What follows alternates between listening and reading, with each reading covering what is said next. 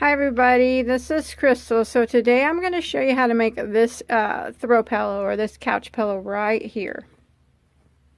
Looks the same on both sides. And it's sewed up all around the edges there. So let me set my camera down and I'll show you the things that you need. Okay, for this project, you are going to need a pillow insert. Now, I got mine at Walmart, and the size that you need to be 16 by 16. That's the size for the pattern that I'm doing. They're really relatively cheap. I got a 2-pack at Walmart for like $6. I think they sell them in the 1-pack for half that price too. But 16 by 16 is what I use. Now, you're more than welcome to make the pattern bigger and get a bigger size pillow. But if you want to follow me, this one's 16 by 16. And these are located in the, back by the yarn and sewing stuff, fabric stuff. You'll see these there. Otherwise, I do believe they have them on Amazon and stuff like that. But you're going to need that. And then for the yarn, I used Red Heart Super Saver, which is 100% medium 4-ply acrylic. You don't have to use this brand. Any type of 4-ply yarn will work. I think I used 3 colors. Don't necessarily have to use 3 colors. I do think it looks really good with 3 colors. But I just, you know, whatever colors you want to use, I guess. There are 364 yards per skein. And I probably used, I'm going to guess, 175 out of each 3 skeins, maybe 200. So to kind of be safe, I would say 600, 550, maybe 600 yards total. But I used the color coffee, and I used the color cafe latte, which you do need a little bit extra of this because I did sew it together and do edging with this. So, cafe latte, or whatever color you're using. If you're using 3, you're going to need a little bit more of another one. And this one is called Buff.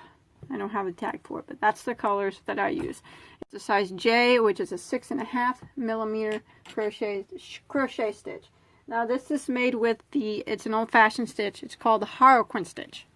It's really similar to the Catherine wheel, but it is not the Catherine wheel. You can see that it is more square, as the Catherine wheel tends to be more round. Other than that, that's pretty much the only difference in it. It looks really similar. Now, this is not a beginner-friendly tutorial. I would consider it more of a upper intermediate to advanced tutorial. So, not beginner-friendly. I mean, if you're a beginner, you're welcome to try it. Hopefully, my teachings can show you how to do it, but I'm just going to say that it's probably not beginner friendly. You need to be more intermediate to advanced. Not only just for the stitch, but also for, I'll tell you the hardest part of this was getting the correct number of stitches when you edge it. And we'll go over that later, but yeah, let's go ahead and get started on it. But I do want to ask you not to forget to, if you haven't already, maybe if you could subscribe to my channel.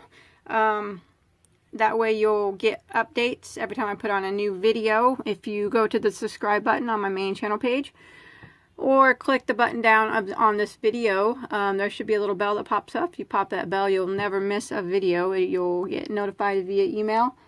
And also, if you like this video, and you make it turns out okay, and you're able to follow along, I'd really appreciate it if you gave it a like and maybe a share on Pinterest or Facebook. That'd be awesome. But yeah, let's go ahead and get started on it. Okay, you want to start off with a chain of 58.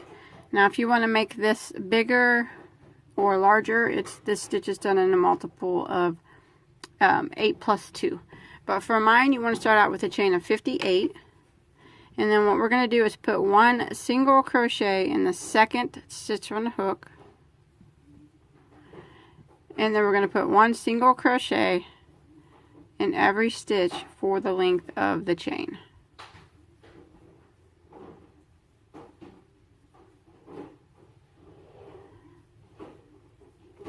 just like that.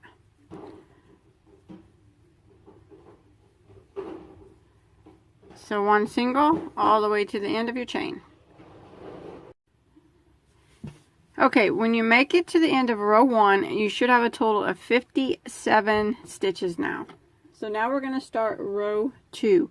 And what we're going to do is chain 1 and turn our work. And now we're going to put one single crochet right there back into that very first stitch. One single crochet. And now we're going to skip 3 stitches. So skip, skip, skip. And we're going to be working in the 4th one right here. So skip 3, and in the 4th one we're going to work 3 double crochets. So there's 1, 2, and 3. And now we're going to do a chain of 1, and we're going to go in the same stitch and work 3 more double crochets. The same stitch. 1,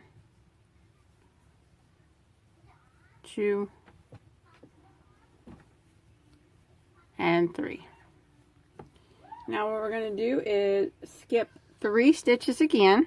So kind of pull that back and make sure you're skipping this one right here, because sometimes it gets lost and you got to make sure you get that one. So skip 3, 1, 2, 3. In the 4th one we're going to do a single crochet. So that's kind of what we're going to repeat this whole for row 2. We're going to skip 3 again. Skip, skip, skip, and in the 4th one we're going to do our 3 doubles. There's 1, 2, and 3, and then we're going to chain 1 and go back into the exact same stitch and work 3 more doubles. There's 1, 2, and 3. Okay, now we're going to skip 3 again. 1, 2, 3, and in the 4th one, single crochet. Again, skip 3. 1, 2, 3. In the 4th one, 3 doubles.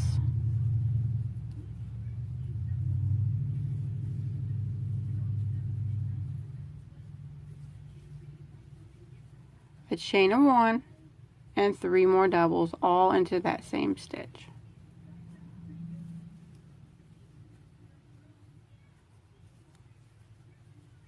And we're just going to repeat that. Skip 3 again, skip, skip, skip.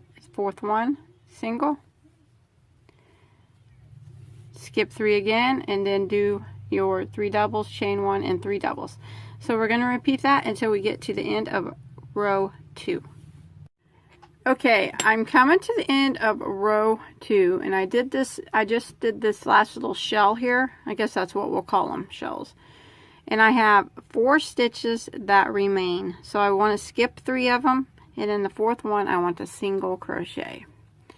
And now I'm going to switch colors. Now I tie off every single time I switch colors. If you switch colors a different way, you do it however you switch colors. But that's the way I've always done it.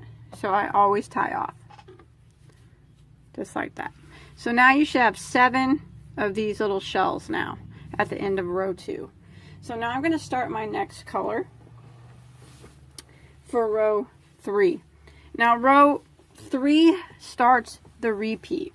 Rows 3, 4, 5, and 6. It's a 4-row repeat. It's a repeat for this pattern. So now's when the repeat's going to start. So for row 3, I'm just going to go ahead and start my yarn right there in that single crochet where I left off. Or if you just tied your yarn in there, that's fine. And we're going to chain 1, and we're going to turn our work.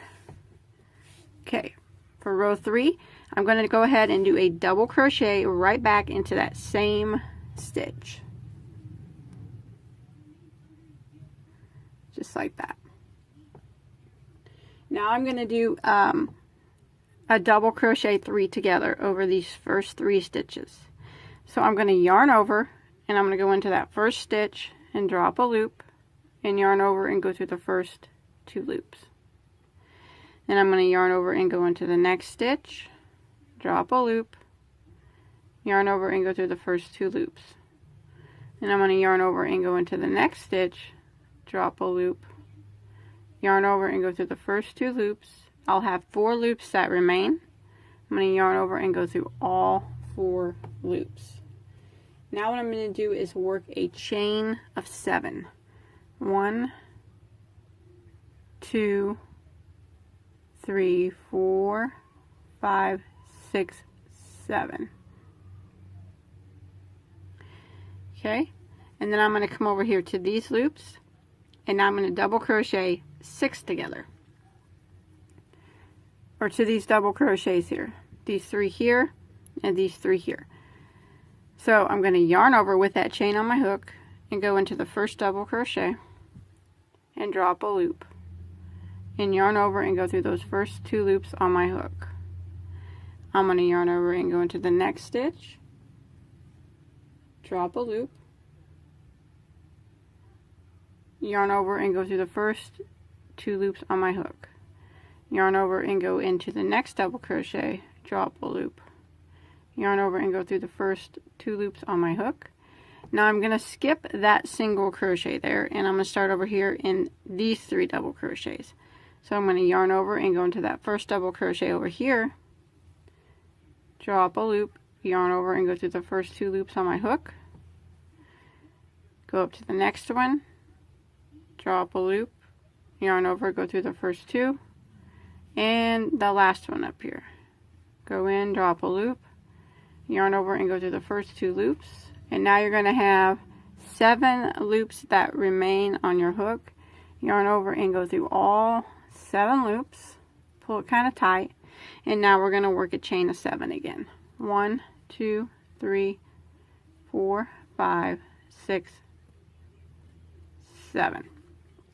So now that's kind of the repeat for row 3. So we're going to do a double crochet 6 together over these 3 double crochets, skipping that chain 1, and then these 3 double crochets. So we'll go ahead and do it again. So we're going to yarn over with that chain on our hook and go into, we're not doing anything in this chain 1 right now. We're going right here to this next double crochet, go into it, drop a loop, and yarn over and go through the first 2 loops. The next one, yarn over, go into it, drop a loop, yarn over, go through the first 2 loops. The next one, yarn over, go into it, drop a loop, yarn over, go through the first 2 loops. Skip that double crochet, or that single crochet right there, and we'll work in these 3 double crochets. So yarn over and go into that next double crochet, drop a loop, yarn over and go through the first 2 loops. Yarn over, go into the next one, drop a loop, yarn over and go through the first 2 loops, and yarn over and go into that last one, drop a loop, yarn over and go through 2 loops. 7 loops remain on your hook, yarn over, go through all 7 loops, pull it kind of tight, and do a chain of 7. 1, 2, 3, 4, 5, 6, 7. And we're going to repeat this to the end of the row. I'll go ahead and do it one more time. Remember, we're not working in this chain 1 here. We're working in these 3 doubles and these 3 doubles. So we'll go ahead and yarn over, go into the first double, go through the first 2, the next one, first 2, and then the next one, first 2, not doing anything in that chain 1, jumping right over here to the next double crochet, go through the first 2, next one, yarn over, go through the first 2, and that last one, yarn over, go through the first 2, yarn over and go through all 7 loops, pull it kind of tight, work your chain of 7. So I'm going to repeat that pattern, that's what it's starting to look like, until I get to the end of row 3. Okay, I've made it to the end of row 3, and I did my double crochet 6 together here, and I chained 7. And now I want to do a over these last 3 double crochets here, double crochet 3 together, just kind of like we did on the beginning, to match the beginning here. So just going to yarn over, do the same thing we've been doing, only we're just doing it over the 3 stitches.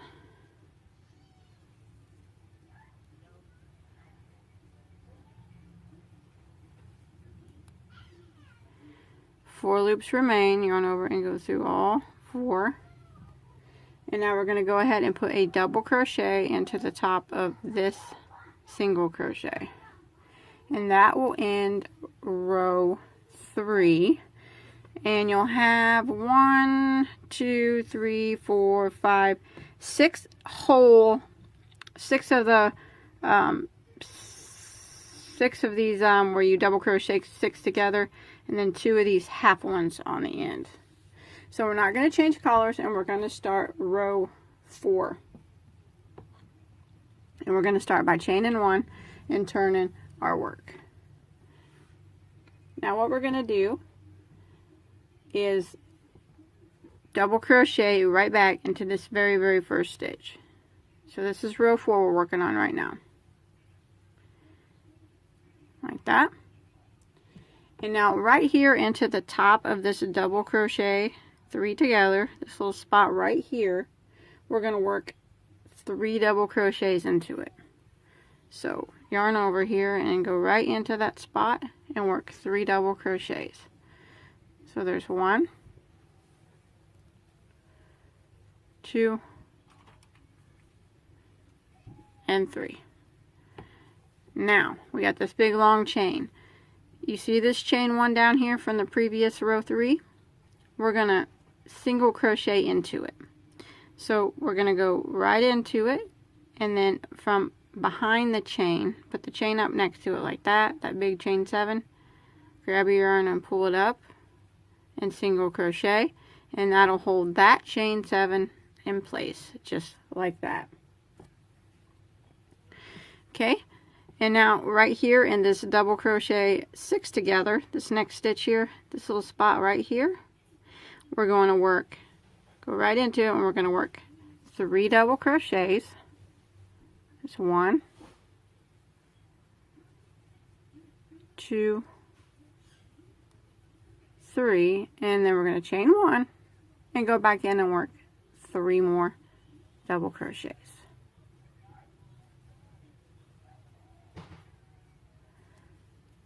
Just like that. And now that's going to be the repeat now until we get to the end of the row. So what we're going to do is single crochet right down here in this chain 1 space from the previous row 3. So I always just hold my chain close, go all the way down into that chain 1 space, grab my yarn, and then pull it up a little bit and single crochet. Now you have locked that chain 7 into place. Okay, and then we're going to jump over here to this double crochet 6 together, and right there into the top of it we're going to put 3 doubles,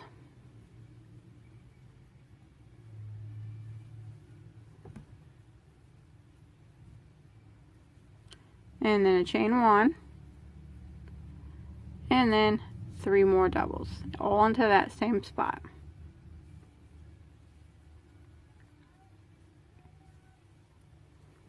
Just like that. And you can see it's starting to make little wheels. Okay, again we're going to put a single crochet down here in this chain 1 space of the previous row, locking this chain down. So go right into that chain 1 space, make sure your chain 7 is on your hook too, go right through it and single crochet, and we lock that down. Now we're just going to keep repeating that. We're going to jump over here to this next where we double crochet these 6 together right here in this spot. We're going to do our 3 doubles,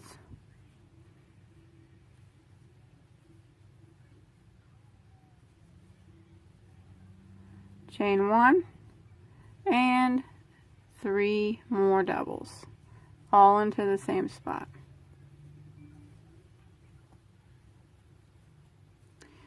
And then we're here again where we need a single crochet down and lock this chain. So single crochet down in this chain 1 space, lock that chain there, just like that. And then we're going to repeat. So that's what it starts to look like. So we're just gonna keep repeating this pattern until we get to the end of row 4. Okay, now I'm coming to the end of row 4. And I did my single crochet here, and I held that chain, locked that chain 7 down. Now I'm at the end, and I want to make this end match this end. So all I'm going to do is find the space right there of the 3 single crochets together. So it's right there, and I'm going to put 3 double crochets in that space because that's what we did on the other at the end. And then I'm going to end this round 4 by double crocheting into the top of this double crochet here right on the end.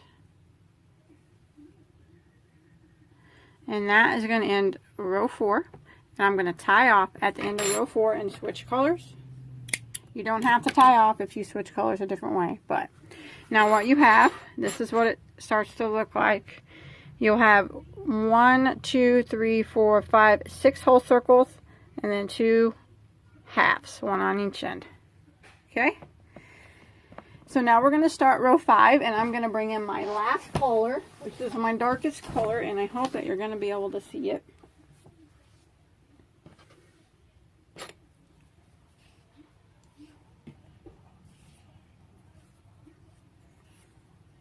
Okay, I'm going to start my yarn right here in the same stitch that I left off in.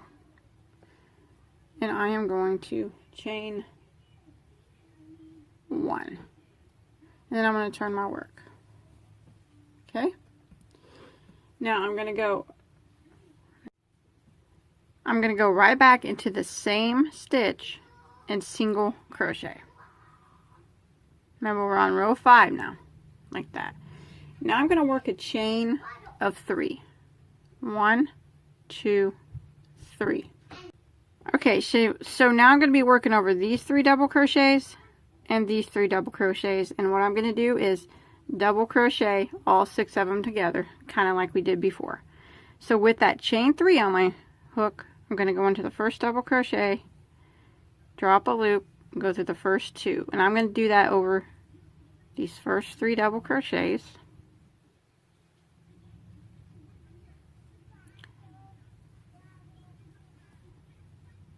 And remember, there'll be a chain 1 here. You skip that, and then we're going to go to these next 3 double crochets.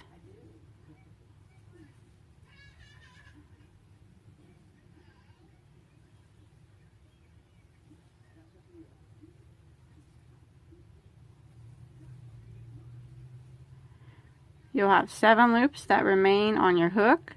Yarn over and go through all 7, just like before. Pull it tight. Now we're going to chain 7. 1, 2, 3, 4, 5, 6, 7. And that's what we're going to kind of repeat. And I know it's similar to the row before, but it is just a little bit different. So again, I'm going to do my double crochet 6 together over these 3 double crochets and these 3 double crochets.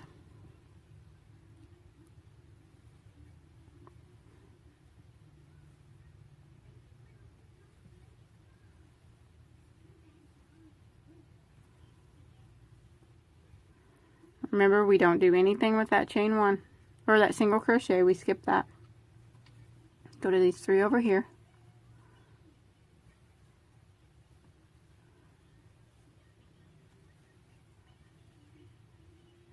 Yarn over, go through all 7. Pull it kind of tight, and then chain 7. Like that. And then we're going to repeat that to the end. So we're going to go again, double crochet over these next 6 stitches here, or double crochet them together. It's actually, it looks kind of like a hard stitch, but once you get to going, it's not hard at all.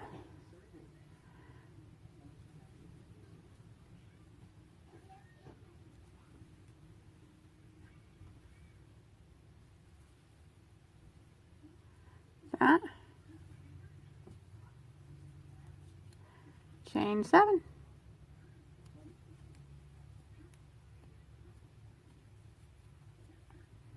Okay, and then I'm going to repeat this all the way to the end of row 5. Okay, I'm coming to the end of row 5, and I'm going to go ahead, I did my chain 7, I'm going to go ahead and do my double crochet 6 together over these next 6 double crochets.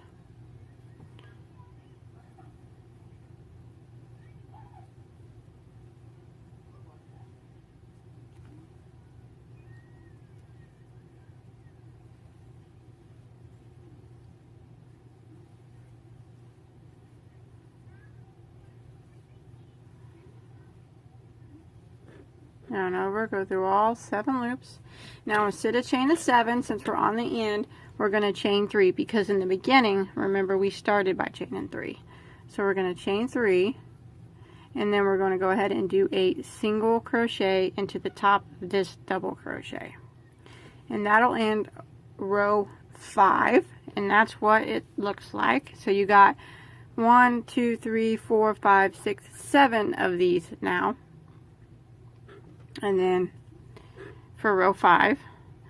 Now for row 6, what we're going to do is chain 1, turn our work. We're going to go right back into that same single crochet and single crochet into it. Okay, and now we're just going to skip this chain right here, and we're going to work in this spot where we double crochet the 6 together, so right here, just like before, and we're going to work 3 double crochets. There's 1, 2, 3, chain 1, and go back in and work 3 more double crochets. 1, 2, and 3, just like that. Now what we have to do is single crochet this chain down. So we're going to go single crochet into this chain 1 space from the previous row. So go right into this chain 1 space, make sure you get that chain in it too, just like we did before, and single crochet. Just like that. Now that chain's locked down, and we're just going to repeat this now. So now we're going to jump over here, I'm sorry about the dark yarn, where we did 6 together. This little spot right here where they're all connected, we're going to work our 3 double crochets,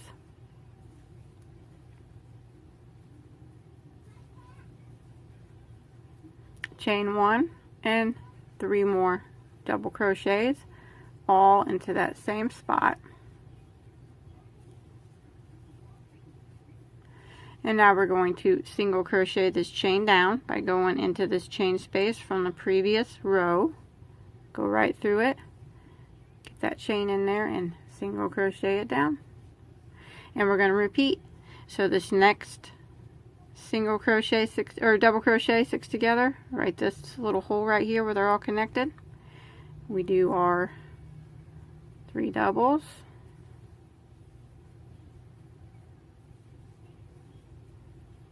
chain 1, and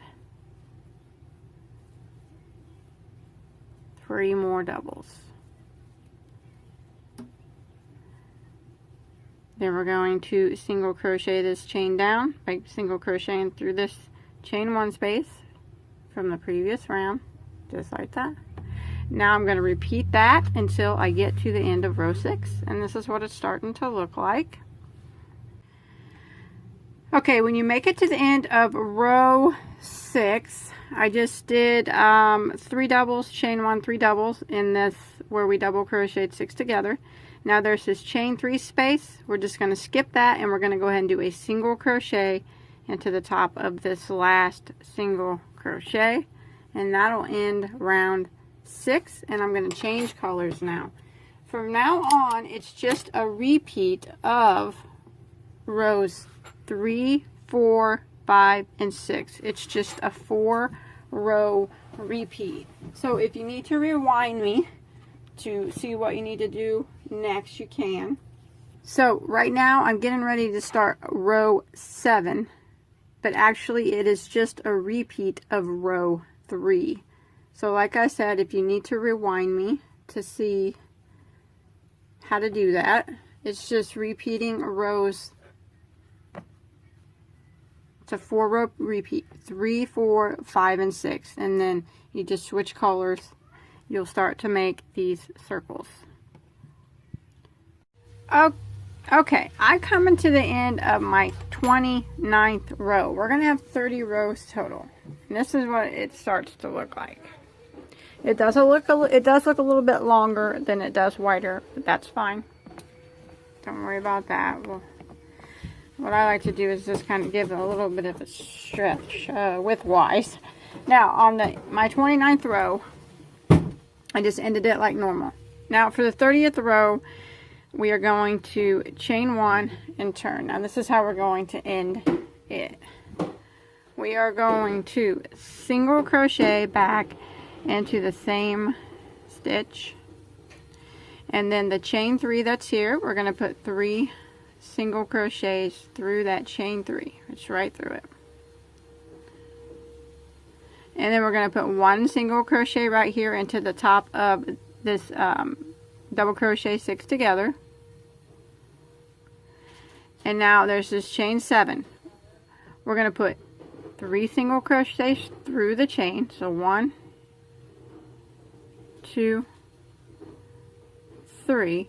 Now we're going to put the 4th one is going to go right down here into that chain 1 space from the previous round, and it's going to connect or lock that chain down just like we were doing before, like that. And then we're going to go in that same chain and we're going to put 3 more single crochets. So it was a total of 7 through that chain 7, but the 4th one went down there and locked that down.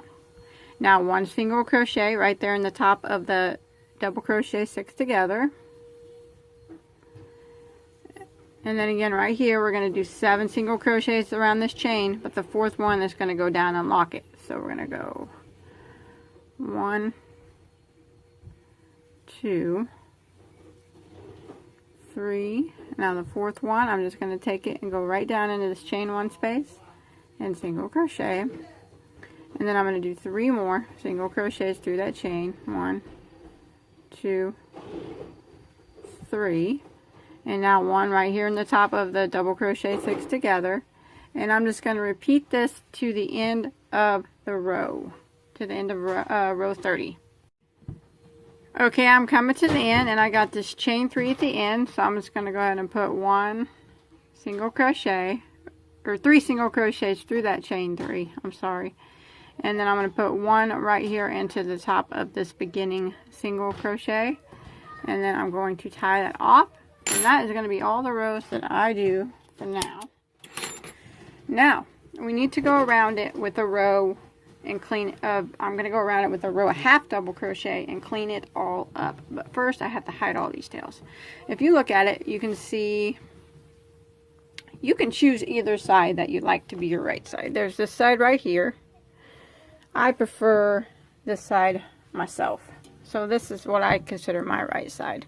But if you look, you can see the difference in the stitches. But I don't know, either way, it's your own preference. But I'm going to go ahead and hide all them tails, and then I'll show you how to go around it, and then we'll get it sewed together. Okay, I got all my tails hidden. Now with the right side of your work facing you, whichever side you want to be the right side, I'm going to start right up here in the corner, kind of where we left off. So this is the side that I sewed my tails in, and this was the clean side. So I'm going to start right up here. Now you want to choose the color.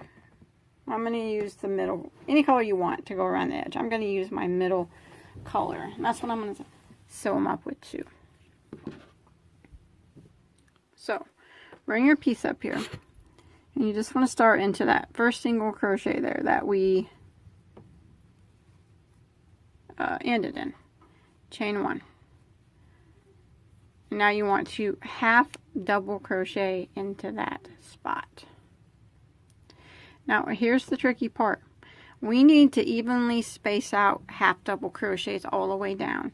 and you're not going to really be able to tell where they go, as you can see, because we're working in doubles, we're working in singles, and it's going to be really hard. But you need to get, if you can try to make it the same on both sides, that would be awesome, but it's probably going to be pretty much impossible. But you need to get anywhere between maybe 54 to 56 stitches down this side.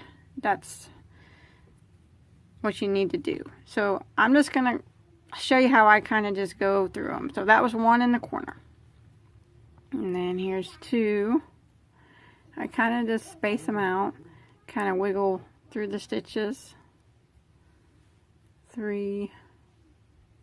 Like there's a double crochet, I'll kind of wiggle through that. And 4. And here's another double crochet, kind of wiggle through it. 5. And here's a single crochet, see that? So I'll just go right through that, and that'll be 6. And then the next single crochet, it's so hard. I'll probably go right here, and that'll be 7. And then these dark areas are double crochets, so I'll probably go right here to be 8. But you get the idea. Just kind of evenly spacing out my half doubles. There's 9, 10, 11, 12. And then I'll look. If it looks like there's one that's a lot farther apart than the others, then I'll take it out. I'll go back and take it out and put another one closer to it. But so far it looks okay.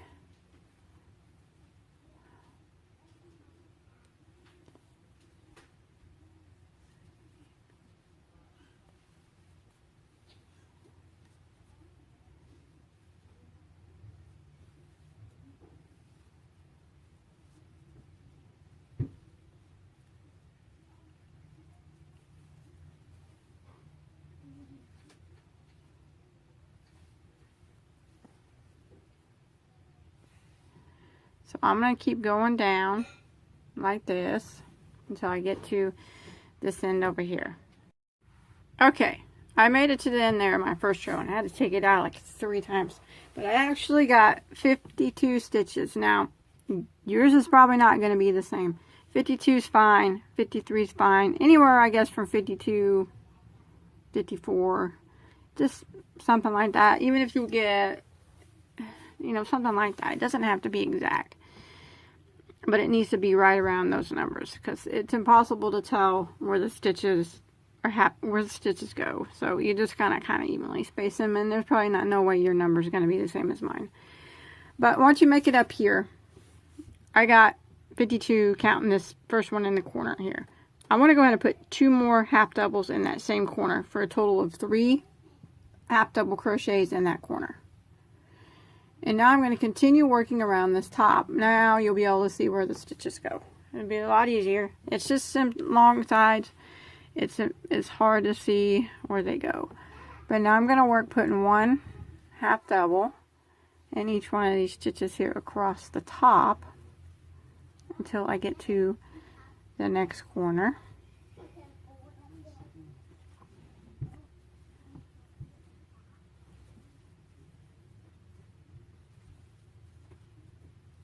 Just like this. It's a lot easier to see the stitches now. Okay, I've made it across the top, and now I'm going to go down this side again. And it's going to be hard, but we want to try to get the same amount of stitches that we had on the other side. So whatever you had. I had 52. I'm going to try to get 52 across here. If I get somewhere close, though, I'll be happy. But what you want to do in this last corner over here is put 3 half doubles in the corner. Like that. And then you can start trying to get the same amount of stitches you had on the other side. It don't have to be exact, but it's as close as you can get it is fine. So just kind of work the same way you did down the other side, just spacing them out.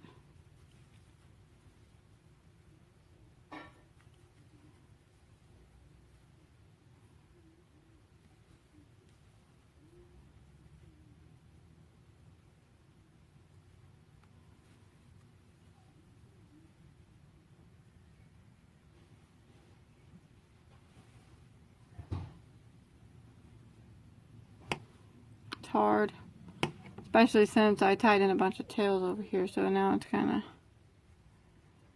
but you'll get it. So I'm just going to continue working down this side until I get down to the other corner. Okay, I made it down my other long side there, and I almost had the same. I think I ended up with 54. Last time was 52, so it was close enough for me. So now what I'm going to do once I get to the top here is put 3 single crochets into the corner. So every corner is going to get 3 single crochets. And now I'm just going to continue working 1 single crochet in every stitch across this top part up here. You'll be able to see the stitches really well, so that shouldn't be hard. We're going to do this until we get to the end there.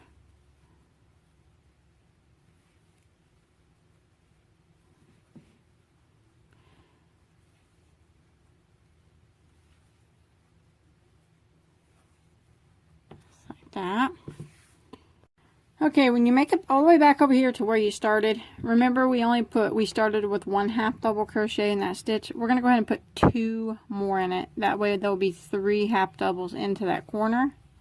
And now I'm going to end with the slip stitch into that first half double crochet and tie it off. Now I'm going to tie with a really long tail because I'm going to use a yarn needle to sew this together. If you want to use a slip stitch, you can do that too. Okay, but you want to make 2 pieces exactly the same, and I kind of pull the give it a stretch on the shorter sides like that. Now I'm going to go grab my other piece real quick, line them up here. Remember, the hardest part is getting that, I think, as those sides together. I think that's getting them equal. And they're not going to be completely equal, but man, even getting them halfway equal is kind of hard. But okay. Okay, now what we want to do is put our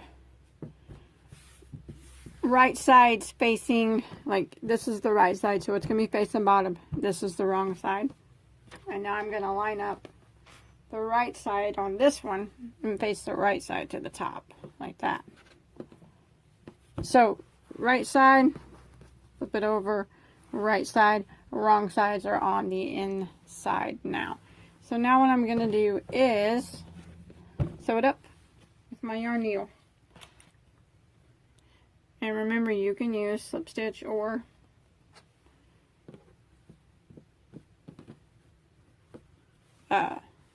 single crochet or however you want to do it, but let me move my camera a bit. This is how I usually do it. I just kind of take it and line up my stitches with my long tail I left and start sewing it up. Now remember, your stitches, unless you got the exact same number of stitches on both pieces on these long sides, they're not going to line up, and that is perfectly fine. What I usually do to watch that is I just kind of watch the rows. Like here's a dark row and here's I kind of keep track and try to keep them kind of lined up a bit. So if I have to put an extra stitch in when I'm sewing it together in one of them, that's what I'll do.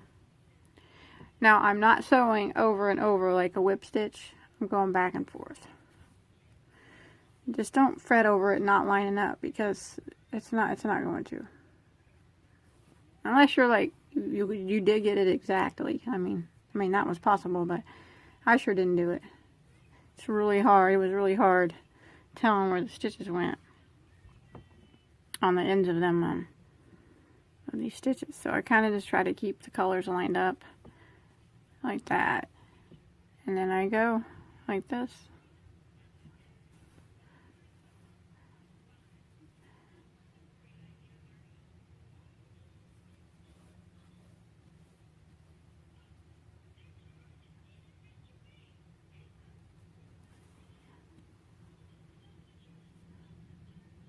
And then I'll look again and make sure my next row color is kind of lining up. My dark here, get them to where they're going to line up like that. Sew it together. And if it looks like there's like, I can kind of look at it and see how this one, it looks like maybe there's an extra stitch on that side. See how when I'm holding them together, I got the darks lined up exactly where they're supposed to be. This one's piece is straight. This one looks like it's bowed up. It looks like there might be an extra stitch on that side. So what I'll do is I'll just go through one of the stitches on this side twice to make up for it. So I'll go through here into here, and then I'll go through the next one, but then I'll go through the same one I just went through, and that'll make up for that extra stitch that looked to me like it had. And then I'll continue going, doing the same thing, matching up my stitches and my colors. So now I got that dark color done. I'm going to try to match up these colors here. So I'll look and hold them up, and they look pretty good. So I'll just keep going. That's what I'm saying. You might have to go through the same stitch twice on one side to make up for there maybe not being a less stitch on the other side. I hope that makes sense. That's why I said in the beginning that this was more geared towards a more, it's not really beginner friendly probably.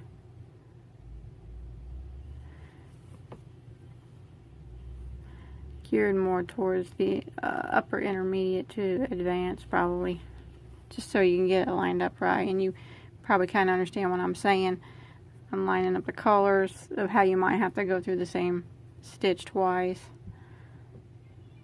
to make it even, and that's not a big deal. It's not going to make any difference. And if you look at my piece again, how I have it lined up, it looks like maybe there's an extra stitch on this side, and there probably is. So what I'm going to do to correct it, I'll show you. I'm going to go through like this. I'm going to go to the next stitch, or I'm going to go through the stitch into the next stitch, and then I'm going to go through this stitch and this same stitch again, and that's going to make it, that's going to correct it like that. That's what I do anyways, to make it kind of look even anyways, because I know I don't have the same number of stitches on both sides. I already know, I counted them. And I didn't worry about it because I knew that I could correct it doing this when I was sewing it up, and no one would even notice. So I'm going to try to line up my next colors here. And it looks to me like there's more stitches on this side again. So to correct it, let me do a couple and get over there to where it looks like it's bowed out over here a little bit.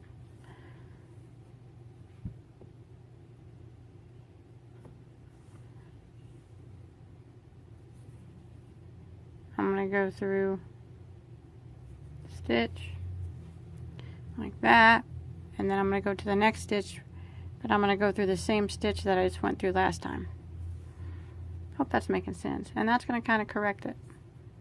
And if you have to do it 2 times in a row, do it 2 times in a row, just to make it where things stay lined up and it don't really get too bowed out too much. So anyways, I'm going to quit talking, because I know you probably already understood everything that I'm saying. I'm going to keep sewing around until I get, I'm going to sew 3 sides and then part of another side. I'm going to leave enough room in there where I can shove my insert in there. So I'm going to keep sewing around, and I'll meet you when I get about a quarter away, halfway sewed up my 4th side.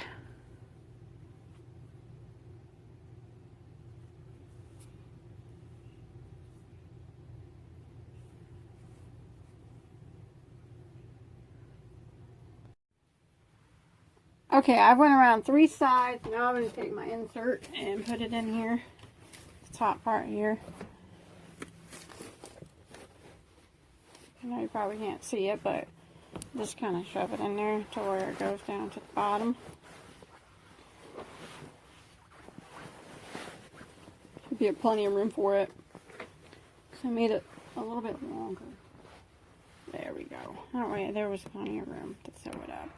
Now, once you get your insert in there, what you want to do to make sure it's all straight and in there straight is just take your yarn and finish sewing up the top. So we're set. So I'm going to get a new piece of yarn here.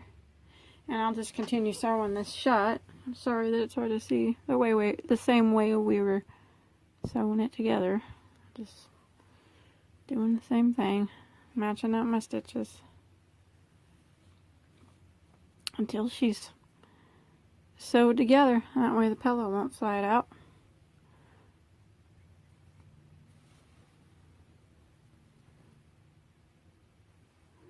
So I'm going to continue the same thing we were doing. Now that we got our insert in there, I'm just going to sew her up until we get back to where we started, and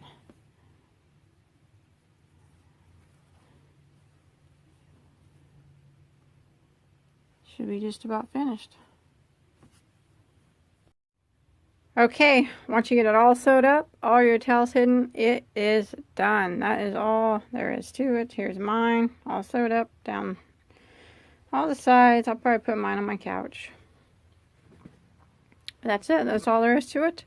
I hope you enjoyed my tutorial. Please don't forget to like and subscribe to my channel. If you do hit the subscribe button, don't forget to hit that little bell at the top so you'll get all the notifications every time I put a video on. That's it. And until next time, have a good day.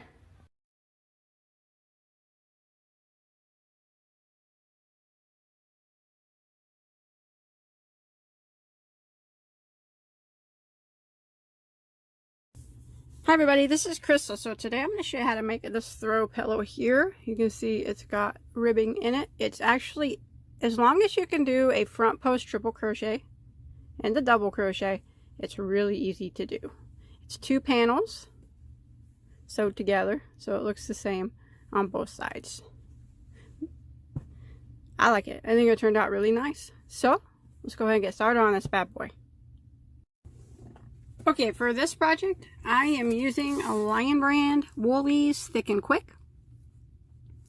It is a 80% acrylic, 20% wool blend, and it's a super bulky number 6. You don't have to use this yarn. Any type of super bulky 6 will work, but the color I am using is called Wild Strawberry.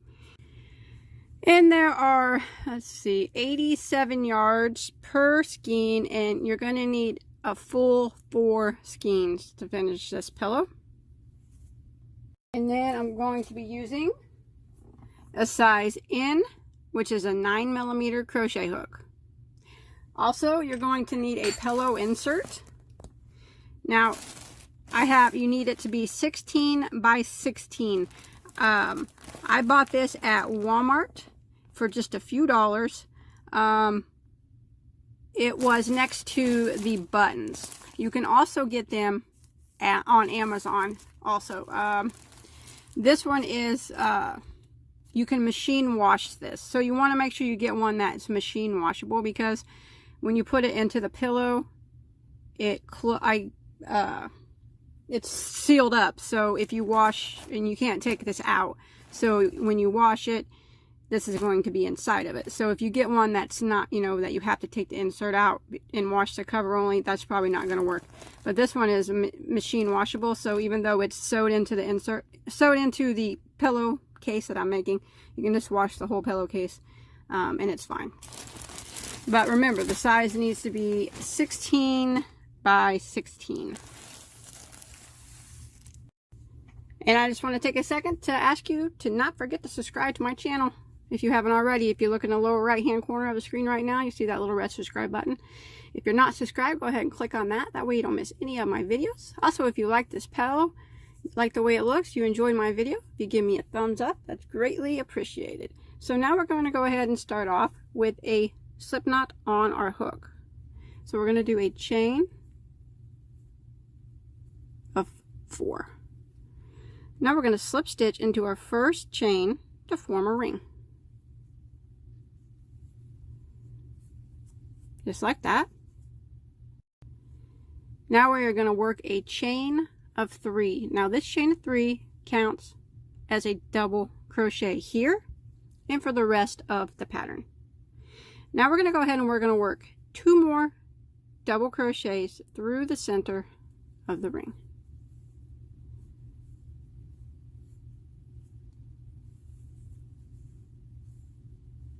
There's 2.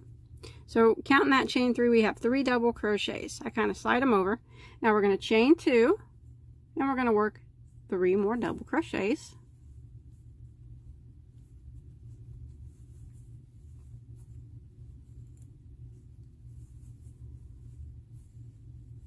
Like that. Slide them over a bit. Chain 2. 3 more double crochets through the center of the ring.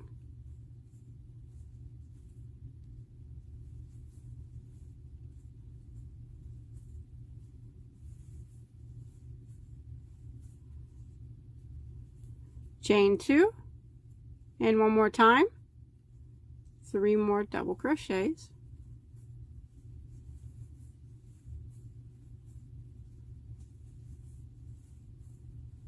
And now we're going to end, we're not going to chain 2 here, we're going to end by half double crocheting into the top of the first chain 3.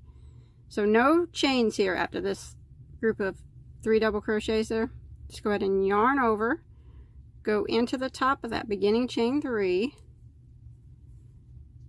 draw up a loop, and then we just half double. We just yarn over and go through all 3 loops.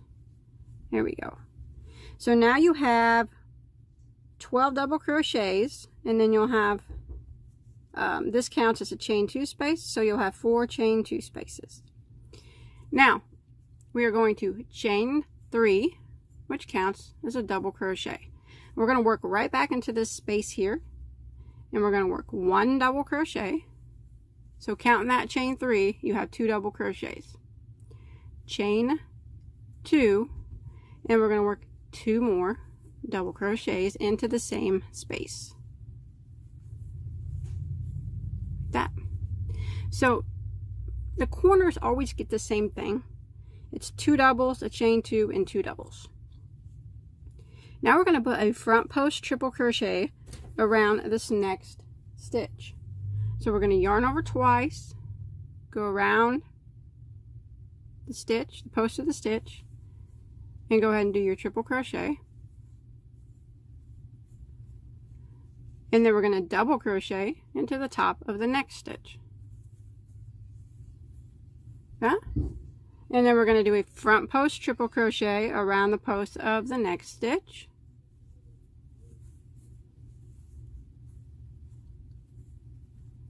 That. And now we're in our chain 2 space. Our next chain 2 space gets 2 double crochets, chain 2, and 2 more double crochets. Now we're going to kind of repeat what we just did. So this very first stitch gets a front post triple crochet,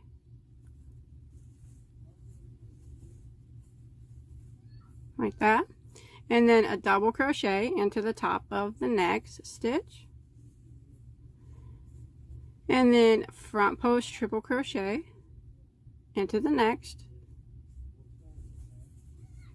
like that. And now we're at our chain 2 space, so it gets 2 double crochets, chain 2, and 2 double crochets. And that's what we're going to kind of repeat this thing all the way around, the same thing.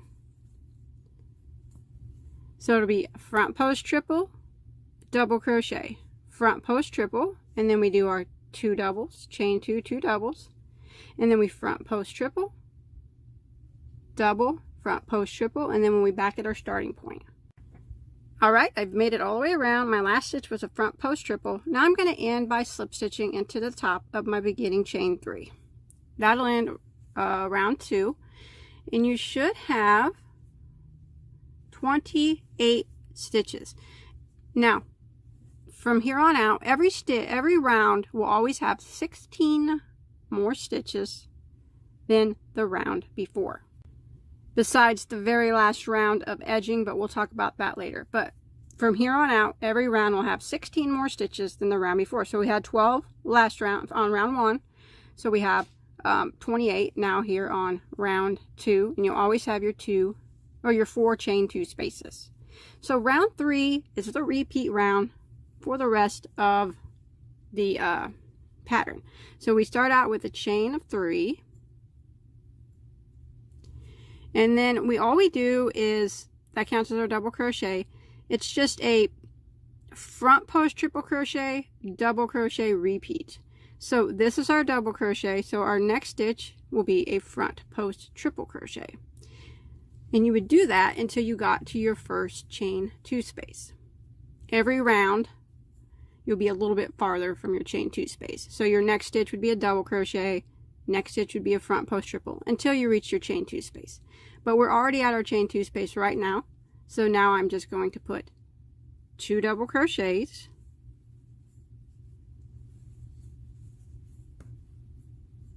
chain of 2, and 2 double crochets. That's what goes into every chain 2 space. That forms the corner. Now we're going to start again. We start off front post triple crochet into the first stitch. Oops.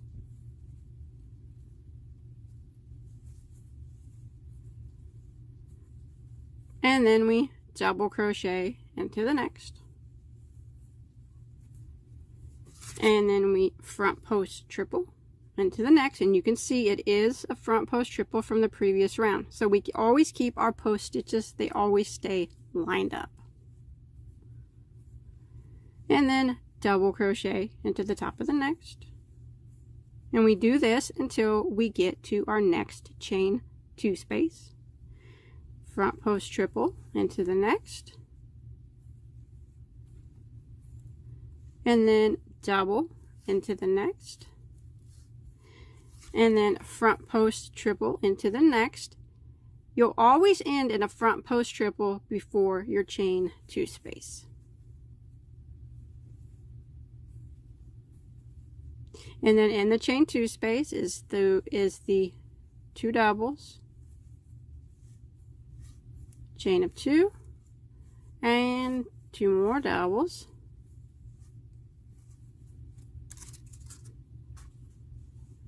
and then we always start off with a front post triple after the chain 2 space. So front post triple, and then double. Let me just repeat this, front post triple until we get to our next chain 2 space, and double, front post triple, double, and remember you always end in a front post triple before your chain 2 space. And then in the chain 2 space you work 2 doubles, chain 2, 2 doubles. So we just repeat this all the way around. When you get back to the end, you end with a slip stitch into your beginning chain 3. You'll have 16 more stitches than you did the previous round, and then you just start again repeating round 3. You would just chain 3, front post triple, double crochet, front post triple until you get to your chain 2 space. So that's it. That's all there is to it. It's really pretty easy. So you want to keep repeating this round until you get a total of 8 rounds done. So this is round 3 that we're working on. Just finish that up. Then you start round 4, you work it the exact same way, round 5 the exact same way, and your posts will start to line up and you'll start to see them a lot better until you get a total of 8 rounds. Okay, once you get your 8 rounds done here, you have this big square. Now I'm just going to go around it now with a round of single crochet to clean it up and make it easier to sew it together.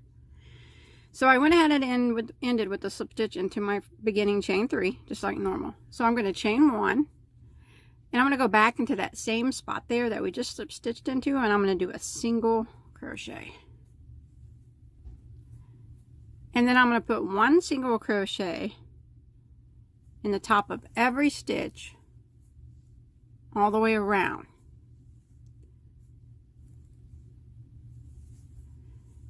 This is going to clean up the edges really nicely. make it a little bit easier, I think, probably to sew it together. Now when we get to the corners, our chain 2 spaces, coming right up on my first one here.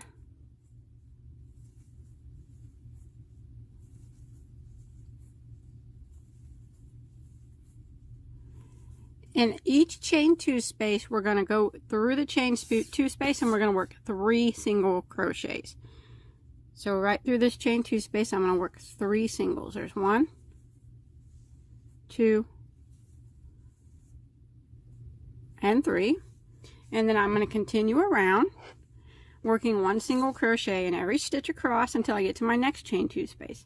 Now remember to get this first stitch here, because sometimes it can hide behind these single crochets that you just did. You gotta make sure and get that one. And I'm going to continue working 1 single crochet in every stitch until my next chain 2 space. And then when I get to my next chain 2 space, I'll put 3 single crochets in it, and then continue 1 single crochet in every stitch, 3 single crochets in this chain 2 space, 1 single crochet in every stitch, 3 single crochets into the last chain 2 space, and 1 single crochet in every stitch until we get back to our starting point.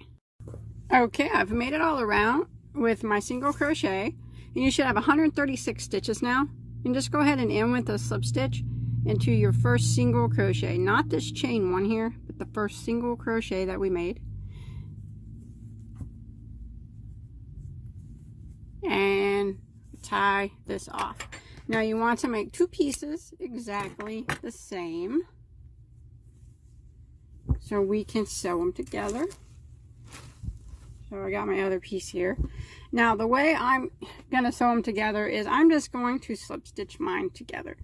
But you know, you can use a yarn needle and sew them together.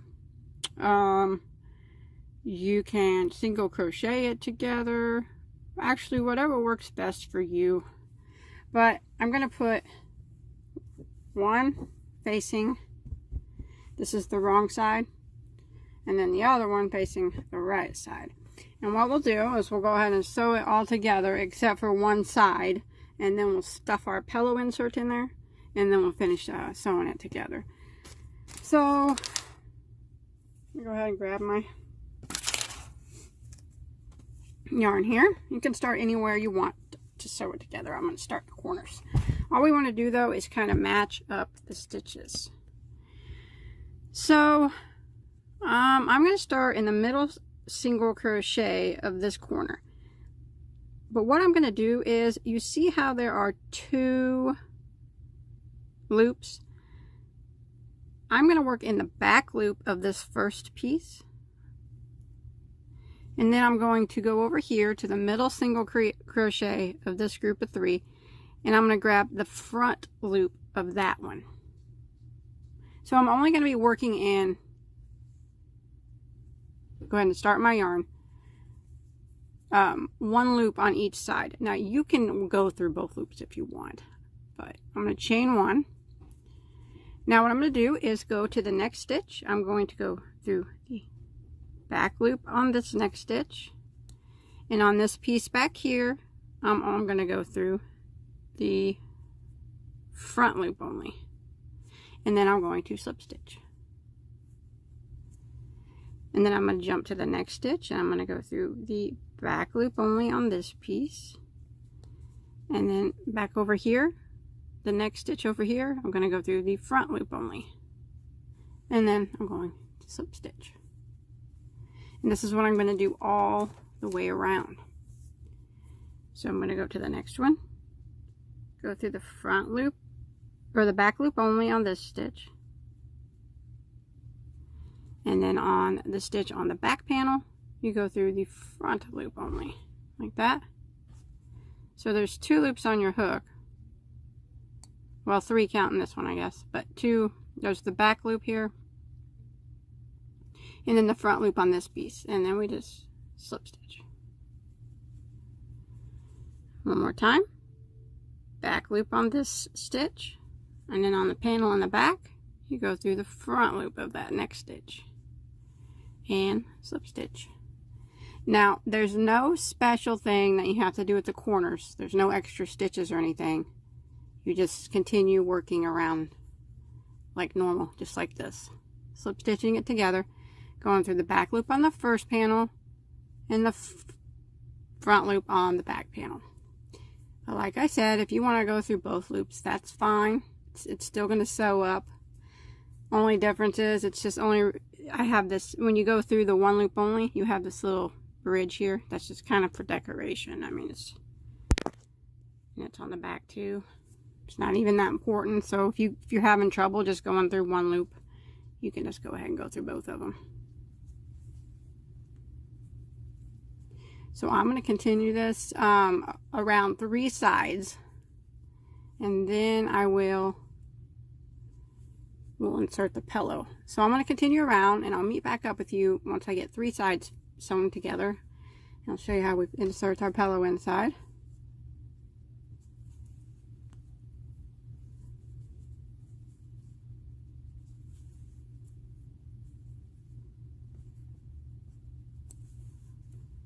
So that's what it's starting to look like there.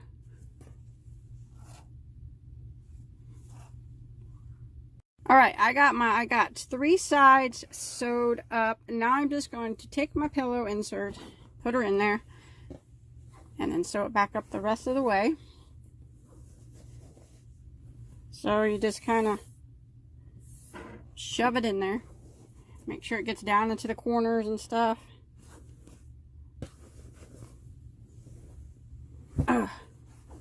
That's probably the worst part, I think. Oh, it fits pretty good. There we go. And make sure, like I said, make sure you pull the corners down so it's in there kind of equally, kind of poofy. And now we're going to take it and just continue doing our slip stitching and sew it up the rest of the way. Once you fiddle around with it and get it all in there just right.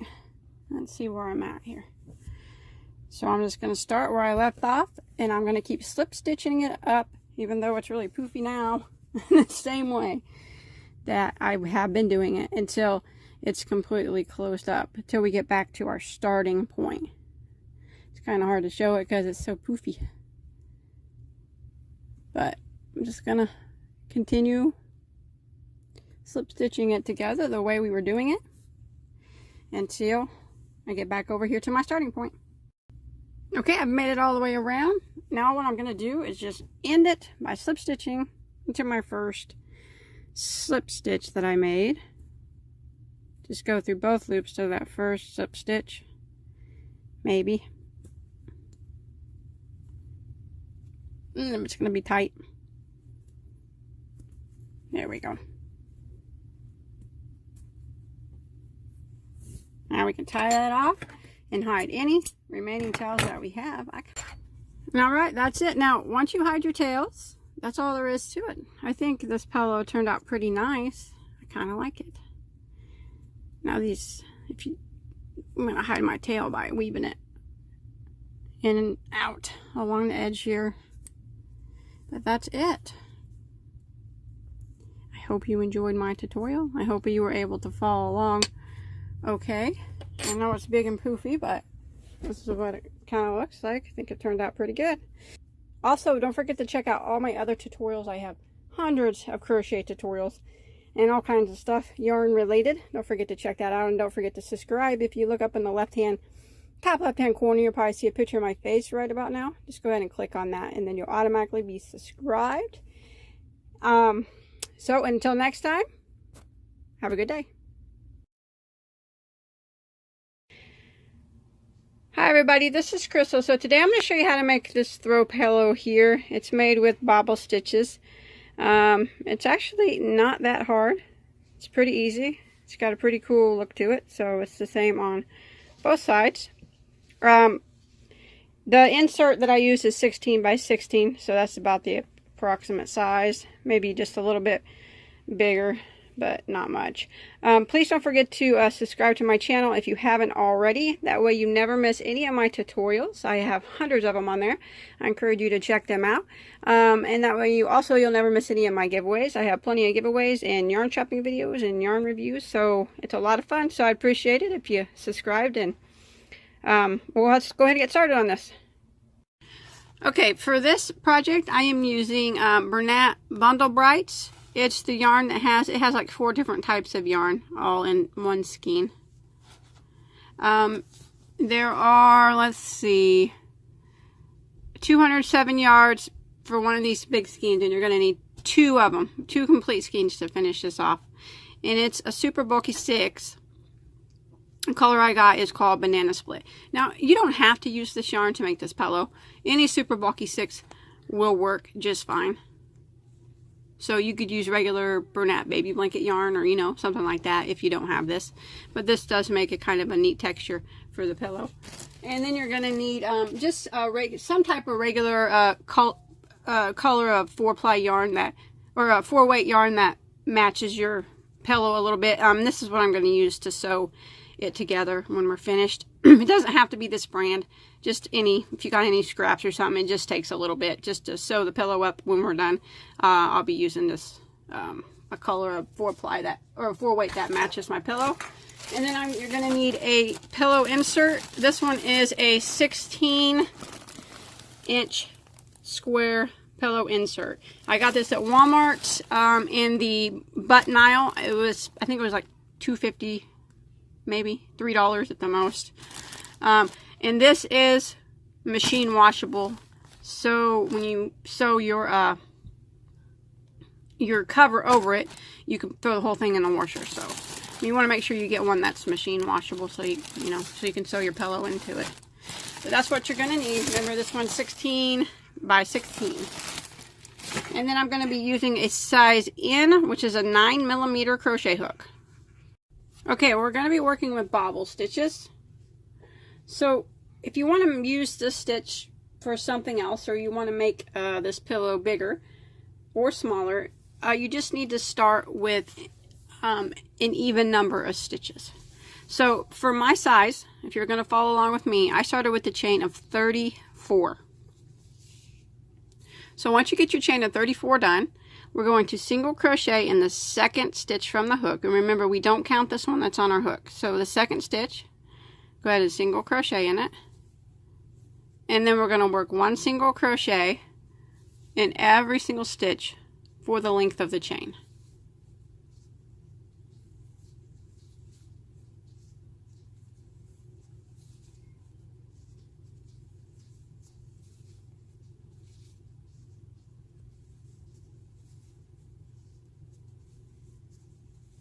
Just like that. 1 single until you get to the end. Okay, when you make it to the end of row 1, you should have a total of 33 stitches now. So now what we're going to do is we're going to chain 1 and turn, and we're going to start our bobble stitch row. So we're going to put 1 single crochet into the very first stitch, because that chain 1 that we did does not count as a stitch. So we're going to put our single crochet into the very first one. And now we're going to work our bobble into the next. So it's double crochet, 3 together bobble. So what we do is we yarn over, go into the next stitch and drop a loop, and yarn over and go through the first 2 loops on our hook. Now we want to do that a total of 3 times. So that's our first one. Again, yarn over, go into the same stitch, drop a loop, yarn over and go through the first 2 loops. So that's 3 times. One more time, yarn over, go into the same stitch, drop a loop, yarn over and go through the first 2 loops, and you should have 4 loops that remain.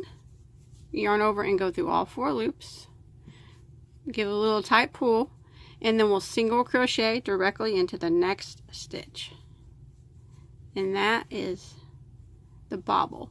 It's actually worked on the opposite side. So when you flip it over to the right side, there's your bobble sticking out. So we're going to do that again. Into the next stitch, we're going to work a bobble. So we'll yarn over, go in, drop a loop, yarn over, go through the first 2 loops. So we want to do that 3 times. That's 1,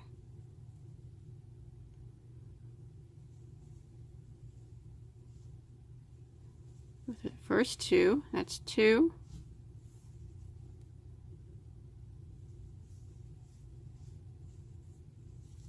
and 3. I have 4 loops that remain on my hook.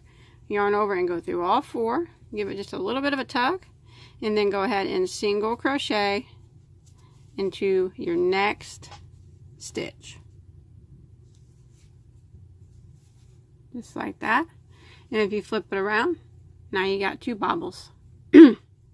So that's the repeat for row 2.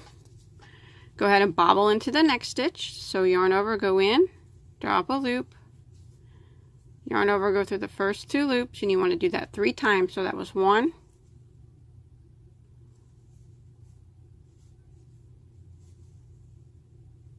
2, just kind of pull up your yarn just a little bit, and there's 3, 4 loops that remain. Yarn over, go through all 4, give it just a little tug, and single crochet into the next stitch. And if you flip it over, now you got 3 bobbles. So it's actually pretty easy. So I'm going to continue this pattern until I get to the end of row 2. So I'm going to bobble into the next stitch,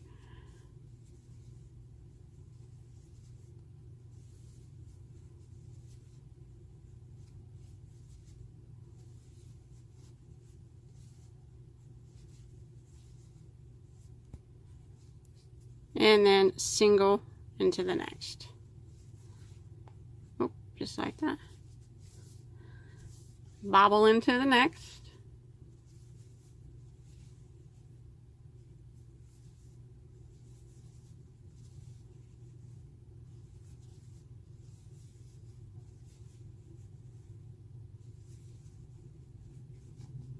single into the next, and I'm going to repeat that until I get to the end of row 2. If I flip it over, you can see all my bobbles there. Looking pretty cool. So I'm going to repeat this pattern until I get to the end of row 2. Okay, I'm coming to the end of row 2, and I did my last bobble here, and I have 1 stitch left, and I want to go ahead and single crochet in it. You can see my colors changed as I was working, and that is fine, and they'll just keep changing.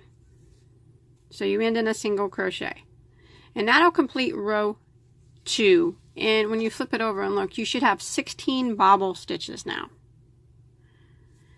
So for row 3, we're going to chain 1 and turn our work. So this is actually the front of our work right here. So we're going to start by putting 1 single crochet into this very first stitch, because that chain 1 does not count as anything. And then we're going to work 1 single crochet in every stitch across. So our next one's going to go into the top of the bobble, so right about here. And then single crochet into this next single crochet right here, and then single crochet into the top of the next bobble. If you flip it, you can see where it needs to go right there, and then single crochet here into the next single crochet and into the top of the next bobble right there.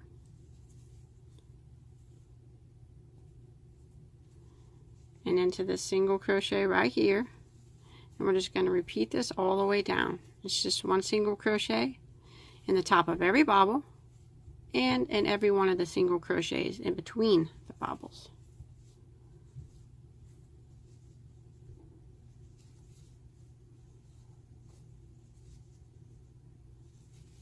So go ahead and work that until you get to the end of row 3.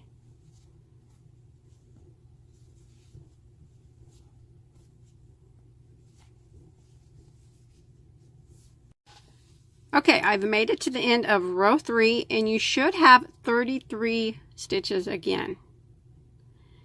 So now all it is a repeat of rows 2 and 3, the bobble stitch row and the single crochet row.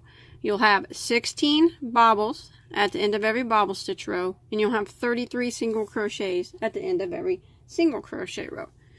So it's just repeating rows 2 and 3. So for row 4, I'm going to chain 1 and turn, and I'm going to repeat my bobble stitch row. So I'm going to single crochet into the very first stitch, and then bobble into the next stitch. So it's just an easy 2-row repeat.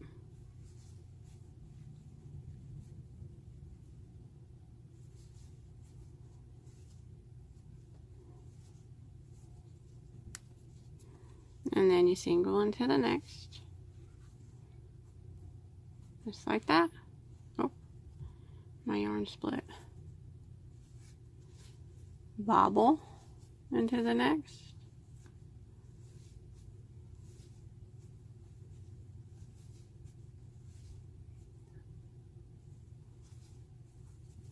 and then single into the next, all the way to the end.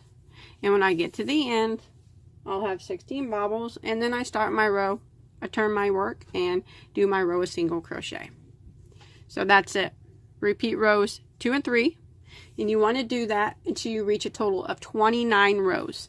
Your last row that you do will be a single crochet row. So I'm going to keep working until I get my 29 rows done, and then I'll meet back up with you when I'm finished. If you're using this yarn though, I want to give you a heads up. If you're using this right here is not the easiest to work with. It looks like homespun yarn, and it's kind of hard to see the stitches and pull them through, but you'll be able to get it. I know, once you start doing it, you'll get the hang of it. I got one piece done, and this is what it kind of looks like. So you just let your colors change, you know, wherever they change. I think it looks pretty cool. But I'm going to go ahead and get my other piece done. I'm going to continue until I get 29 rows done, and then I will meet back up with you and I'll show you what to do next. Okay, I've got my 29 rows done, starting from our very first row of single crochet, 29 rows. And remember, your last row should have been a row of single crochet. Now don't tie off. What we're going to do is go around the whole piece with a row of single crochet to clean up all the edges and make it easier to sew together. So I just did my 29th row there. I didn't tie off. What I'm going to do is chain 1 now. And now I'm going to work down this side, putting 1 single crochet in every stitch. And it's kind of hard to tell where they need to go, but I kind of just go right in between the single crochet from, like, here's the single crochet on the end of the row, like that hole right there, like that. And just do your best to kind of evenly space out your single crochets.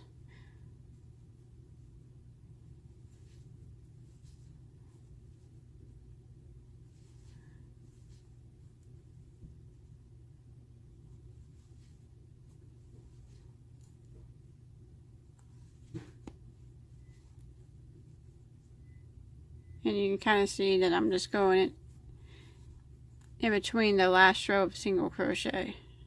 The last single crochet and the last bobble. That's kind of where I go. But whatever works best for you. Whatever gets the job done. Just to evenly space out single crochets down this row. It cleans up the edges. Also, it's going to make it easier for us to sew this piece together.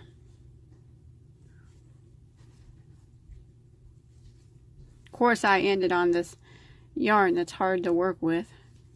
The worst one. But I'm just going to continue working all the way down.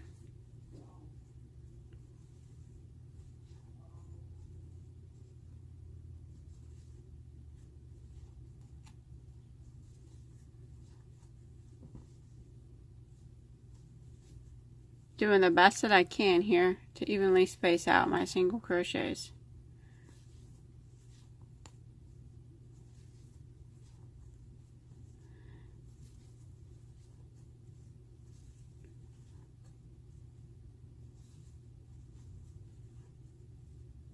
Now when I get to the end here, to the last corner stitch, I'm going to put 3 single crochets into the corner.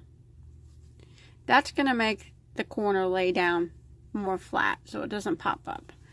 And now I'm going to continue working 1 single crochet in every stitch along this bottom here, and you'll be able to see where the stitches need to go pretty easy on this piece.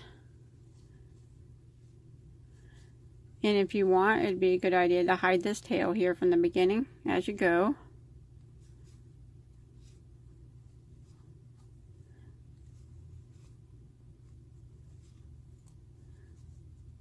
So this is what I'm going to do all around my piece here. I'm going to work 1 single crochet in every stitch, or evenly space them out up the sides. But in each of the corners, I'm going to put 3 single crochets. Like that. So I'm going to continue working 1 single crochet down this side, and then I'll put 3 singles in this corner. We'll evenly space out 1 single crochet up this side, and I'll work 3 single crochets in this corner, and then I'll go across the top, and I'll end up back to where we started. Okay, I've made it all the way around, and I'm back to my starting point. Now in the last stitch here, you want to put 3 single crochets into your last stitch, because that'll be the corner. And then we're going to end in our first single crochet that we did, which is kind of right over here on the side. Not the chain one, but the first single. And it's really probably kind of hard to tell where it's at, but just do your best to try to find it. Slip stitch, and then we'll tie that off. Now, the number of stitches you have around isn't important. I mean, it's probably going to be different than mine because we just evenly spaced out the single crochets the best that we could. So my stitch count will probably be different than yours, and that's fine. The only thing that is important is you need to make 2 pieces exactly the same. And when you go around, the important part is that you have the same number of stitches around both pieces. So that's what you need to do. So if your stitch count, I'm not even going to tell you what mine is, but whenever you go around this piece, however many stitches you have, you need to have it around the second piece the same. That way when you sew it up, it sews up the same. So like I said, you need 2 pieces exactly the same. Now we're going to take our 4-ply that I said you needed in the beginning, just a color that kind of matches a little bit of what, matches a little bit with the color, whatever colors that you're using. Now put 1 piece down. I kind of gave mine a little bit of a stretch too.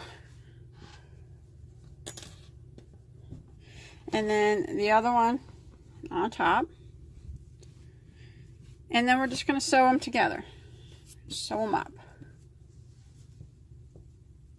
So you can start anywhere that you want.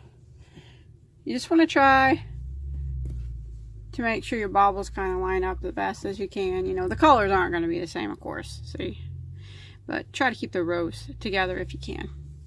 So I'm just going to start up here in the corner. And I got the right side facing me here. And when I flip it over, the right side's facing me here. We'll put our insert later. So just kind of go through a stitch. And a stitch on the other side. I'm going to be working not around, but back and forth. So through that stitch, and then I'm going to go through the next stitch here and the next stitch here.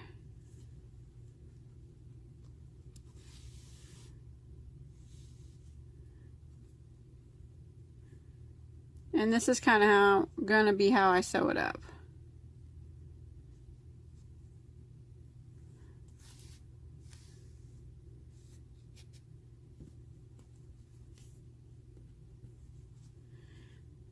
Gonna try my best to keep my bobble rows lined up, so you just got to keep looking and making sure everything's staying lined up.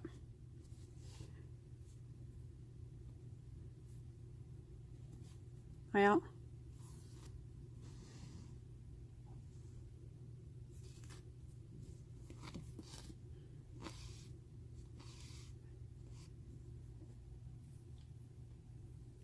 I already messed up once. Try that again.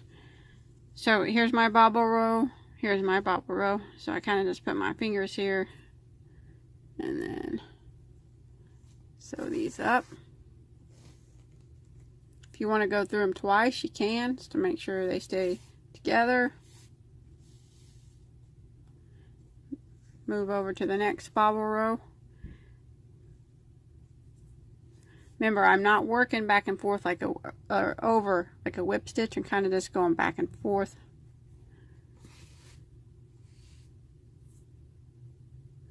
And of course, if you have some of this yarn extra left over, you can always slip stitch it together if you want to. That's fine too. Just whatever gets it sewed together. To my next bobble row here. That's the way I look at it. As long as it gets sewed together, any method works just as good as the next. I sew stuff together many ways. And you don't always have to do things just like me. Whatever is easiest for you.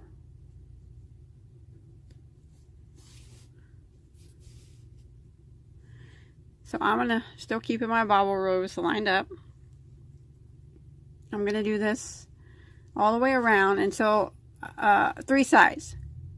And when I get 3 sides done, I'll have one side open. And that's when I'll insert the pillow. And then I'll finish sewing it back up.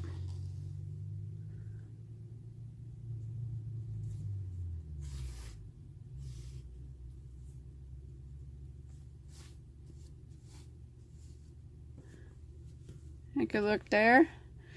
That don't look too bad. You can't even see that 4-ply yarn. I didn't think you would be able to. So I'm going to continue doing this. And I just go one bobble row at a time. Lining both of them up. Sewing it up nice and tight so it don't come undone.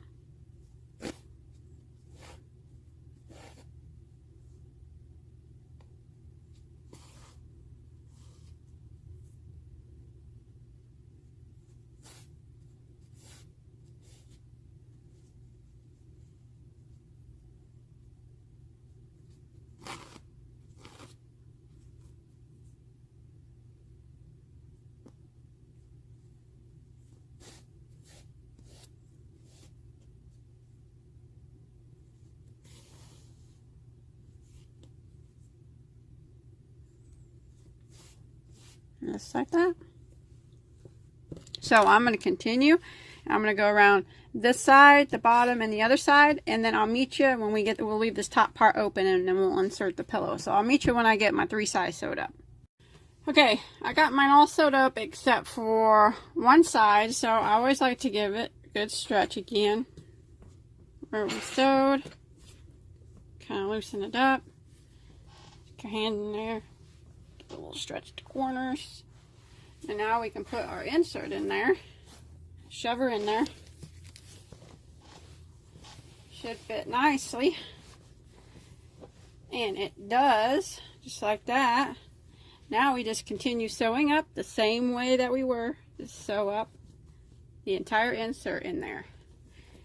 So I'm just going to grab my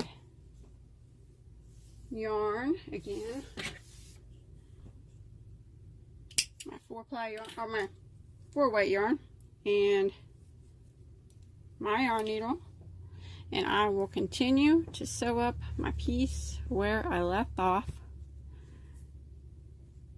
sewing the insert in there the same way that we were doing it a while ago, just back and forth until we get her all sewed up. So I'm gonna go finish mine real quick.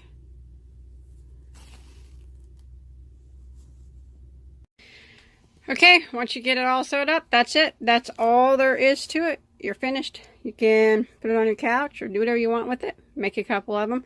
Make some really cool throw pillows. Please don't forget to like and subscribe to my channel. Don't forget to chat me. Until next time, have a good day. Hi everybody, this is Crystal. So today I'm going to show you how to make this pillow here. It's made with the velvet yarn, Bernat velvet, and how to tuft it. It's really easy, very all single crochet, very easy pattern. So as long as you know pretty much how to single crochet and slip stitch, you'll be able to make this pillow and tuft it. It's pretty simple. So let's go ahead and get started on it. Okay, for this project, you are going to need I don't have a lot of room here, pillow insert. Now this is 16 by 16. That's what you're going to need.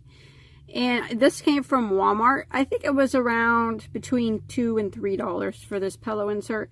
It's back in the in my Walmart, probably at most, by the buttons in the button aisle is where you'll find the pillow inserts. Now remember, this one's 16 by 16.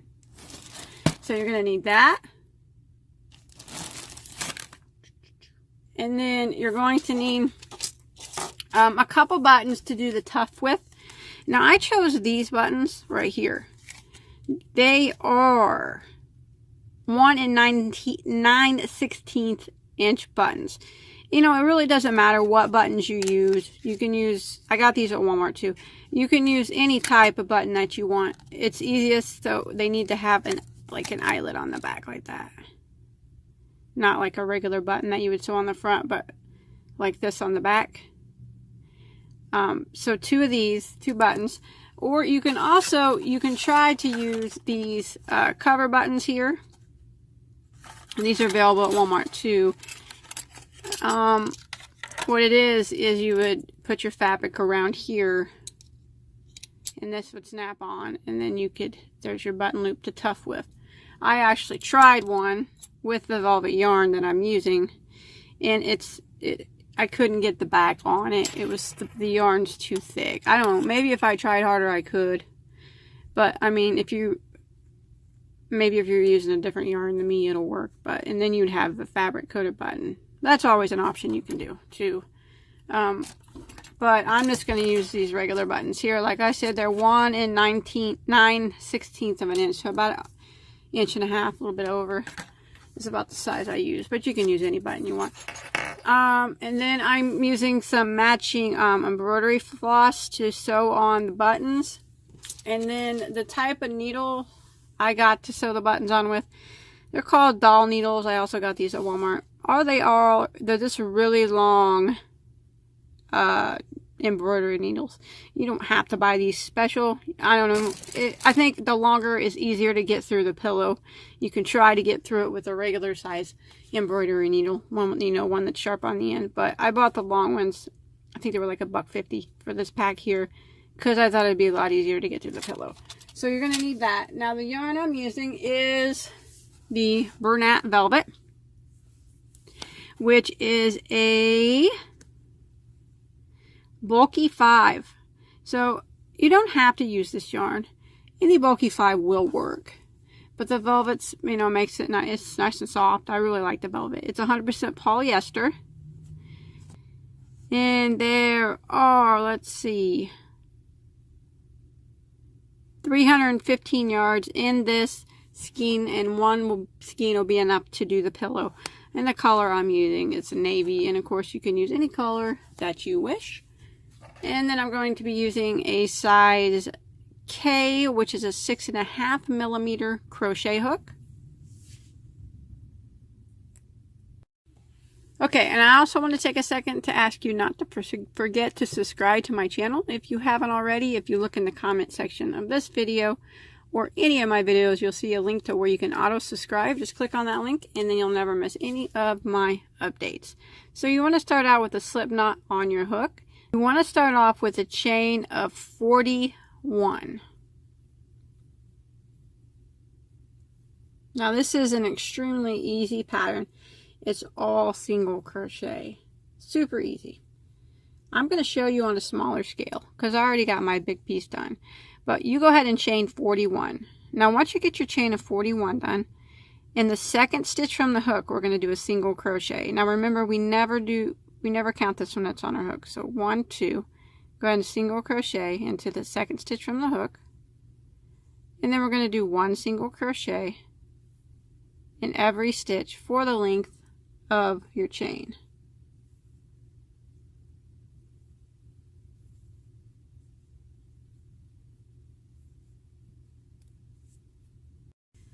Okay, once you make it to the end of the row, you should have 40 stitches now. And now you should have 40 stitches at the end of every row that you do. So we're just going to chain 1 and turn our work. And now we're going to start our first single crochet right here into the very, very first stitch that we do. Single crochet. And now it's just 1 single crochet in every stitch until the end of the row.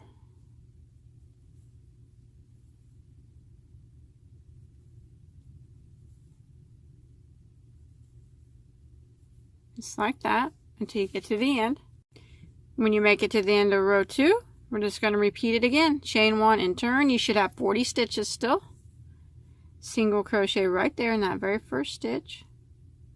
And 1 single crochet in every stitch until you get to the end of the row. Now that's all we're going to do, is we're just going to keep repeating rows of single crochet. Every time you get to the end, you should have 40 stitches. You just chain 1 and turn and start again. And we want to do that for a total of 40 rows. So what we're doing is 40 rows of 40 single crochet. Okay, I got my 40 rows done.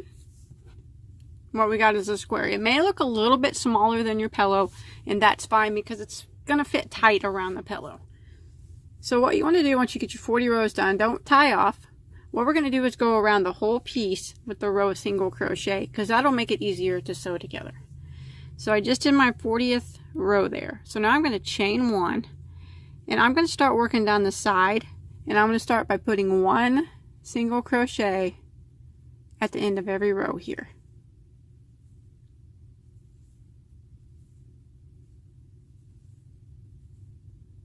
And this is just going to clean up all the edges. And if you look, you'll be able to see where to put the single crochets. It's just right at the end of every row. I usually go in between the last 2 stitches. Just go right in there, and that's where I'll put my single crochet. And then the next one right there, right in between the last 2 stitches.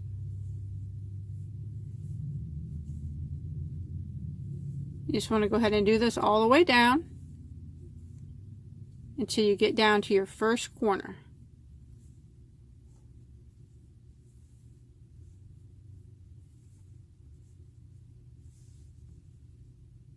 Okay, I've made it all the way down my first side. Now I'm right here at the corner. This top stitch right up here. So what I want to do is go ahead and put 3 single crochets into that same corner stitch. And that's just going to help around the corner a little bit, so it lays a little bit flatter. And now I'm going to continue working across, putting 1 single crochet in every stitch.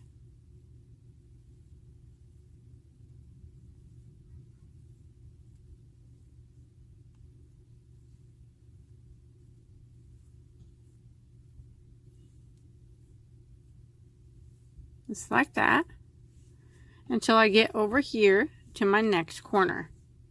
When I get to this corner, I'm going to put 3 single crochets in it, and then I'm going to work my way up, putting 1 single crochet here in every stitch, kind of at the end of every row, all the way up to the next corner here, 3 single crochets into that corner, 1 single crochet all the way across until we get right over here back to where we started, and that's where I'm going to meet you at. So 1 single crochet in every stitch, except for the corners, we're working 3 single crochets. Okay, I have made it all the way around, and I've made it here to my last stitch. Now I want to put 3 single crochets into my last stitch, and then I want to end by slip stitching into the first single crochet I made over here on this side. Not the chain 1 we did, but the first single crochet, and then we can tie that off. Now the amount of stitches that you have around does not have to be the exact same as mine, because it probably will be a little bit different, because when you're going up the sides and you're trying to see the end of the rows, you might not get the exact same amount of me, and that's fine. The only way what matters is you need to make 2 pieces just the same, and you want to make sure that the number of stitches you have around both sides of your pieces are the same, that or really close. It's just easier to sew up that way. So I always give mine just a little bit of a stretch, both pieces. Remember, we're making 2 pieces the exact same. Like that. This velvet is so soft.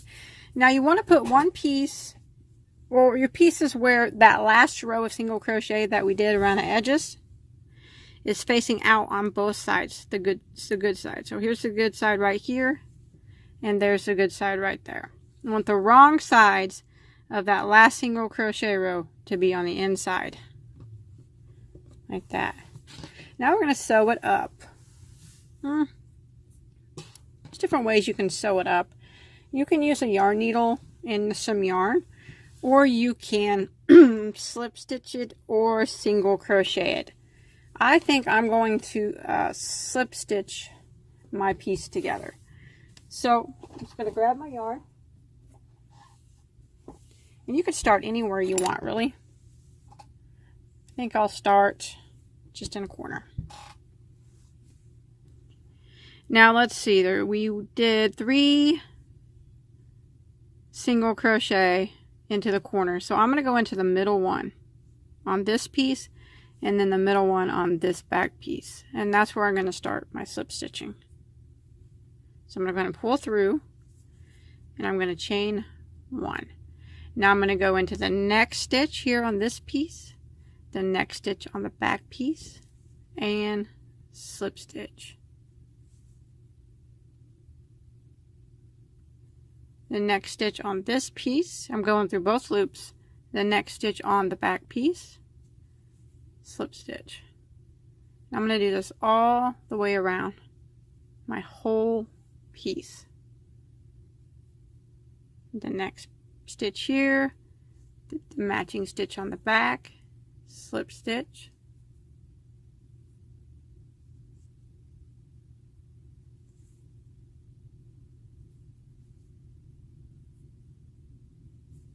Remember, you do not have to slip stitch it together. Normally I usually sew my pillows together, but I thought with this velvet yarn it would probably be easier for me just to slip stitch it. But sewing it together is fine, and also some people single crochet them together. You can be creative, do it however you want. By having the slip stitch, well, with this velvet yarn you can't even tell. It would normally make a little line here, but really you can't even see it with this yarn. So actually slip stitching is working out pretty good. So I'm just going to slip stitch to get this together. And I'm going to go all the way around, except for I'm going to leave one side open to put my pillow insert into.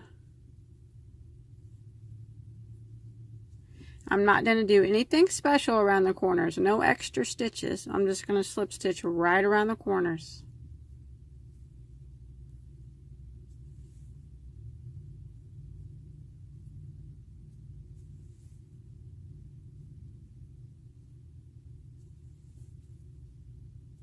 So just like that. All the way around. Remember, right around the corners, nothing special. And I'm going to go all the way around until I get over here. And I'm going to leave this open. I'll meet you up right over here so we can put our insert in. Okay, I've slip stitched it all the way around, except for I left one side open. Now I'm going to cram my insert in there. I went ahead and took the tag off my insert there. Like I said, it might be a little tight, but we'll get it in there. Let's go ahead and put it in there. I'm not showing you very good on camera, I guess. My camera space isn't that good, but just kind of get the corners worked in. And then pull it through. Look at that. I think it's about a perfect fit. Now we just take it and continue.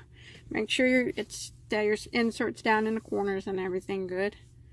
Now you just can take it and continue to slip stitch it up with your insert in there the same way. Let's go into the, let me see where I left off here. Next stitch.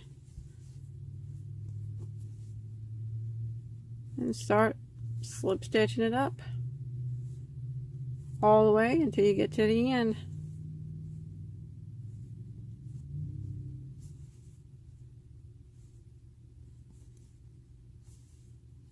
Just like that. So go ahead and finish up. Okay, once you make it all the way in, you just want to clip your yarn. And now I'm going to hide any remaining tails that I have. Just weaving them in here. Just kind of nice and neatly.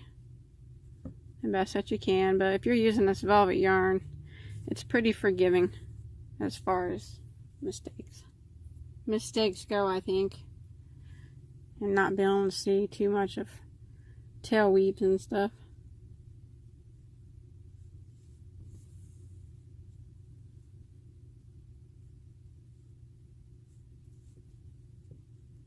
I'll just go ahead and finish weaving in any tails you have, and then we'll sew that button on. Okay, now we're going to put the buttons on, but first thing we want to do is find the center of the pillow. So what I usually do is grab just a piece of regular scrap yarn and a whole bunch of it, quite a few feet, 6 feet or so. And what we're going to do is start at the corner and just go right through the corner of it. Now this thread isn't staying on, so we don't put no knots or anything. And then we go right across to the other corner and go through that.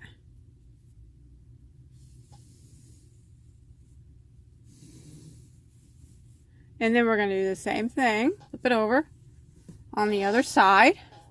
Just bring it right over and go through the same spot that you went into on the other side.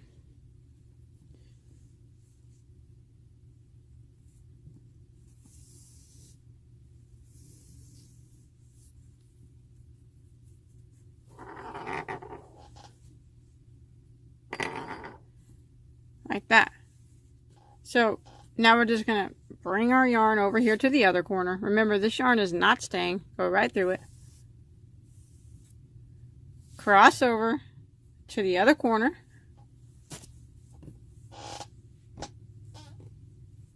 Go into it.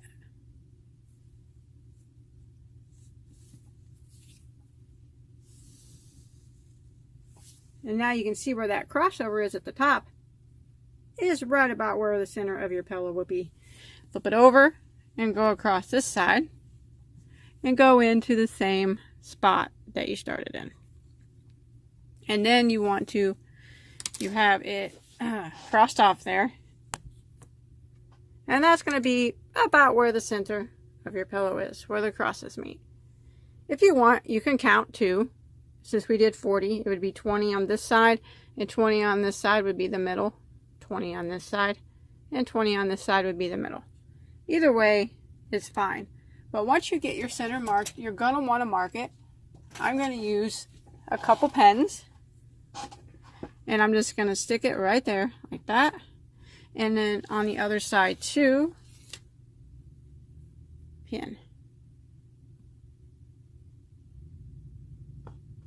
And now I'm just going to go ahead and take this yarn off. We didn't make no knots in it, so it'll come right out.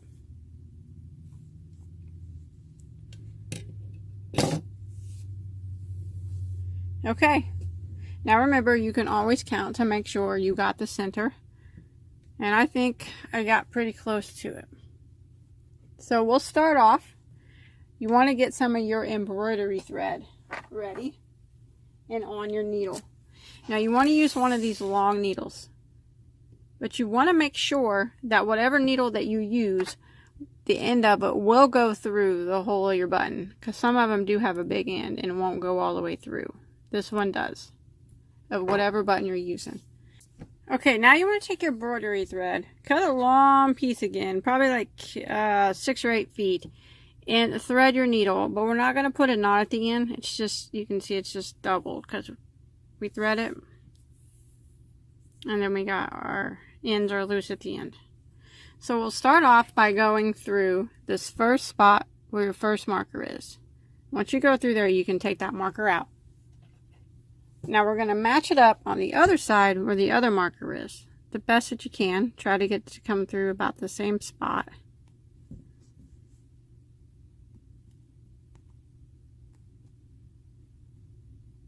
Without poking your hands off. Here we go. And go ahead and pull it through. Don't pull it all the way through. You can take that marker out too because you're not going to need it anymore. Now don't pull all the way through. Now you can see now I got thread, if you can see, on both sides of my pillow. You want to leave this some on this side. So leaving that big tail on the other side, I'm going to go right through my button.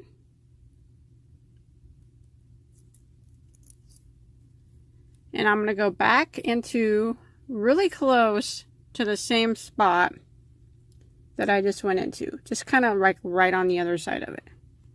Now I'm going to go all the way through. And try to come out over here near the same spot. Just a little bit over.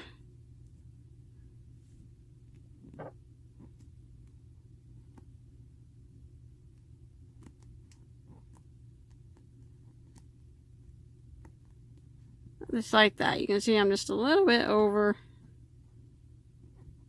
from where I came out of first time. So go ahead and pull that through. Like that. So you got that button on there on the other side. Now we're going to take our other matching button and thread the needle on. Like that. Now what we're going to do is we're going to tie this up. Okay? So we're going to wrap it. We're going to knot it actually. So I'm going to go through and knot. There's once, again, twice, and 3 times. Now we're going to pull it very slowly shut.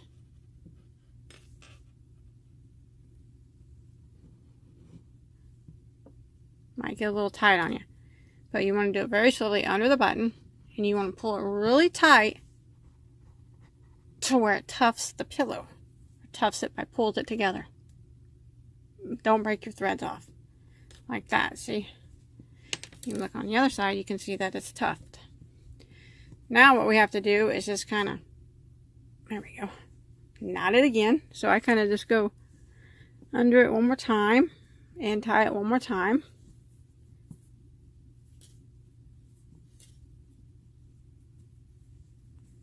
Going under your button. Oh, make sure you get both threads when you do it again. I only grabbed one. So all I'm doing, remember, pull it tight, keep it tight. It will tend to kind of try to pop up on you.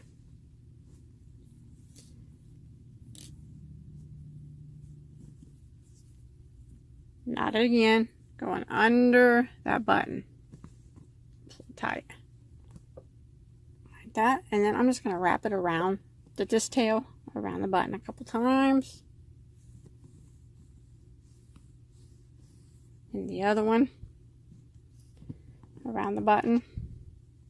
This button's got some jagged edges on it, but make it a little harder for me to tuft with than usual. But and then I'm going to do the same with this one, and then all I'm going to do is sew in these ends. So I'm just going to take this, and since it matches pretty well, I'm just going to sew in this embroidery into my crochet, the embroidery thread, or under. You can go under the pillow completely if you want and get into the pillow, but you just do this so it doesn't come undone.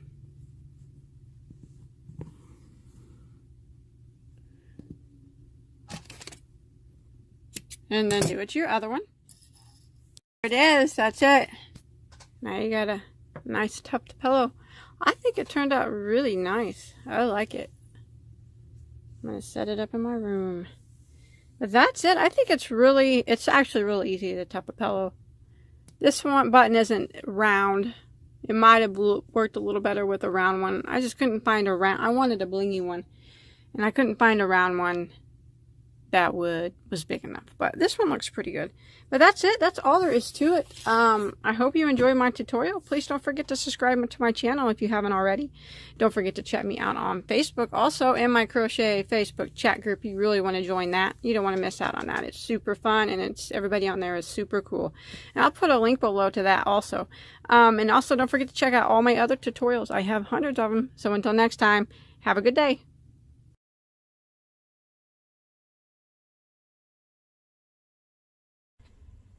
Hi everybody, this is Crystal. So today I'm going to show you how to make this throw pillow. Now it has an 18 by 18 inch insert. It's super easy to make. If you look closely, it's just the granny square stitch. Very easy. The yarn though is very pretty and it makes the pillow. So let's go ahead and get started on this. Okay, for this project I am using the Bernat Crushed Velvet. It is it's a bulky number 5, 100% polyester yarn. The color I'm using is called Cinnamon Pine. Now you don't have to use this yarn. Any bulky 5 yarn will work. There's 315 yards per skein.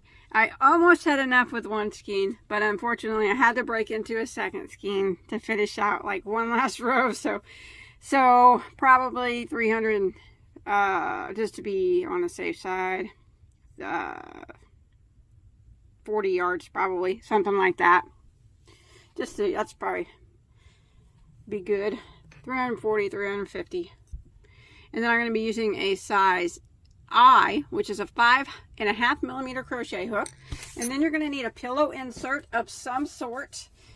In this, you're going to need an size 18 inch pillow insert. That's what this is. It's 18 by 18. I purchased this at Walmart over by the sewing machines, and they're not, I think I got a 2-pack. I can't remember how much it was. They weren't that much. 2-pack for maybe $6, but sizes 18 by 18. You can get smaller inserts. You'll just have to adjust the number of rows to fit the pillow.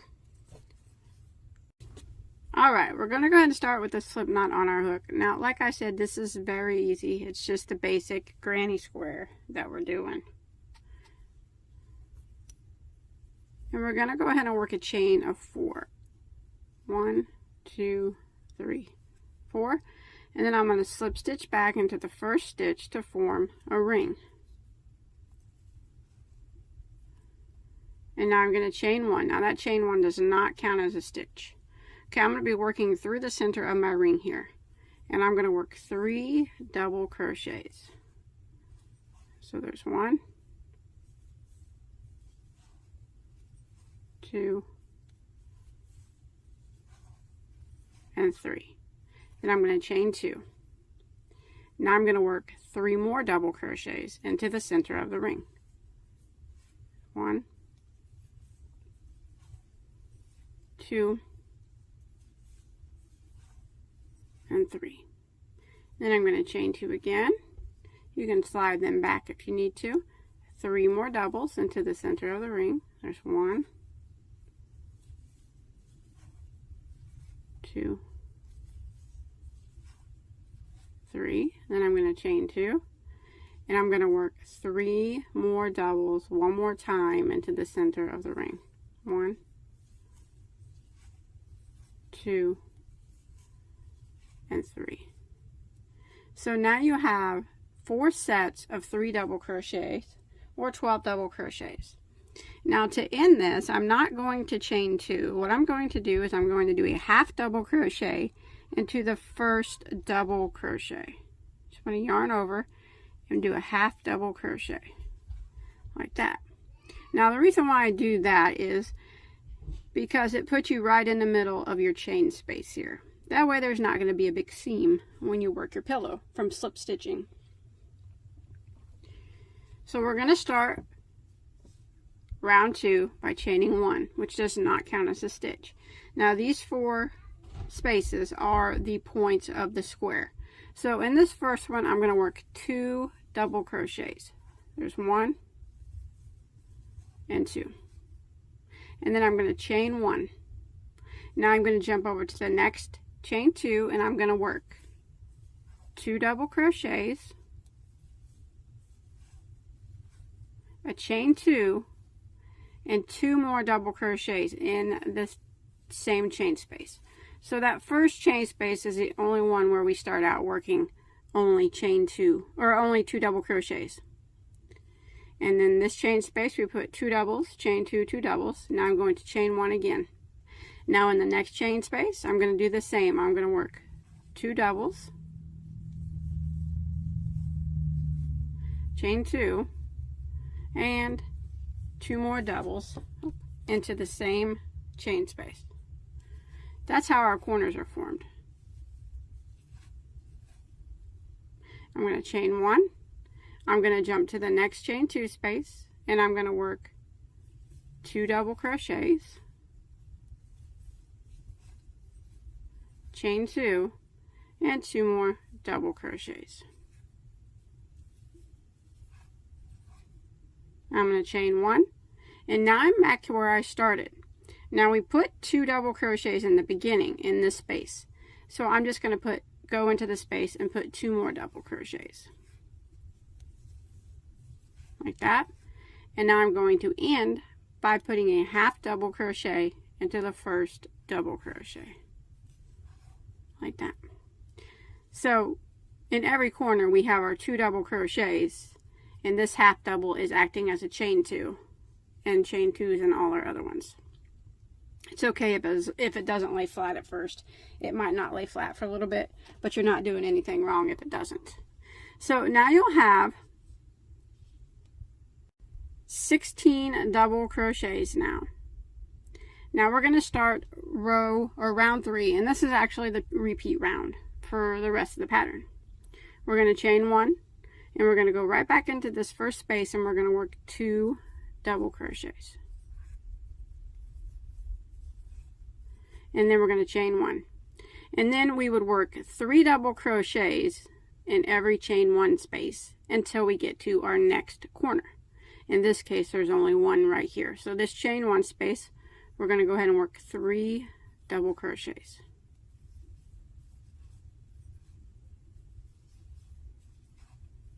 And then we're going to chain 1. And now we're in our corner, our chain 2 space. And that's where we're going to work 2 double crochets, chain 2, and 2 more double crochets. And then we're going to chain 1. Now we're going to work 3 double crochets into our next chain 1 space. 1, 2, 3, and then we're going to chain 1, and now we're at our corner. So in the corner, the chain 2 space, we're going to work 2 double crochets, chain 2, and 2 more double crochets, and then we're going to chain 1. Now we're going to work 3 double crochets into our next chain 1 space. So we're going to work 3 double crochets there, and chain 1. Now we're at our next corner, our next chain 2 space right here, and we're going to work 2 double crochets. Oops.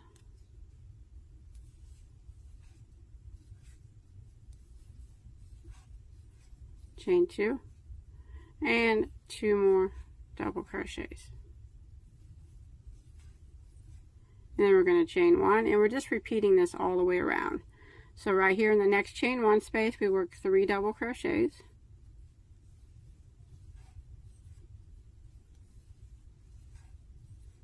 chain 1, and now we're at the end. Remember, we started with 2 double crochets here in this chain space.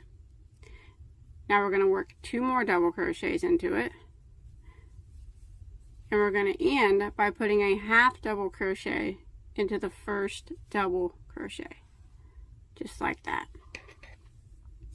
So that will end round 3, and now you'll have a total of 28 stitches. And you can see mine's not laying flat yet, but it will. Sometimes you got to give it a stretch.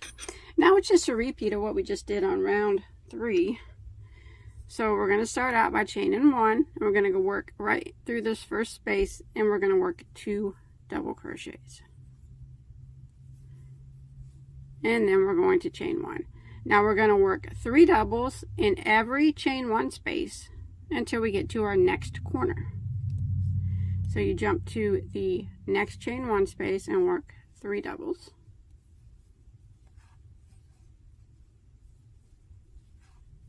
And then you want to chain 1. And then the next chain 1 space and work 3 doubles.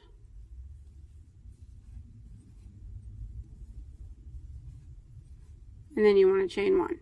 And now we're at our corner, so we're going to go ahead and work 2 double crochets, chain 2, and 2 more double crochets. And we're going to repeat that. So we're going to go ahead and chain 1 and work 3 doubles in our next chain 1 space.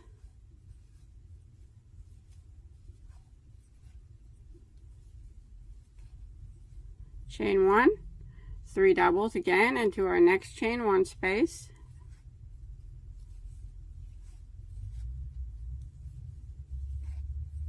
Chain 1, and now we're at our corner, so we're going to go ahead and put 2 double crochets,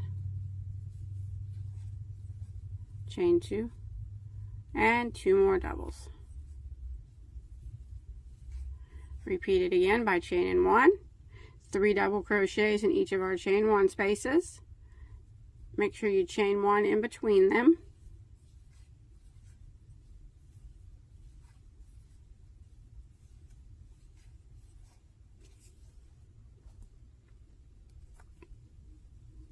Chain 1.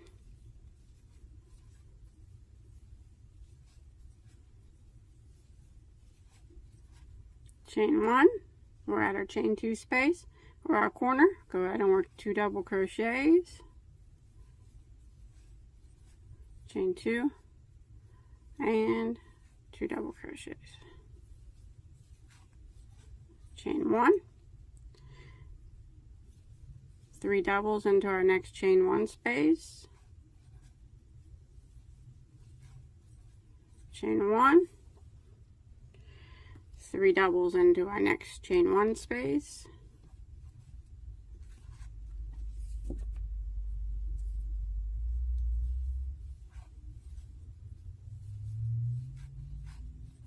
chain 1, and now we're at the end. Here's where we put 2 doubles when we started. Now we're going to end by putting 2 more doubles into that same spot, and then half double crochet into the first double crochet, just like that. So now we're just going to be repeating that, what we just did for 3 and 4. It's just, you're just going to get more chain spaces in between where you have to put 3 double crochets. So now you'll have a total of 40 stitches. Now, so every round from now on, you're going to have 12 more stitches than you did the previous round.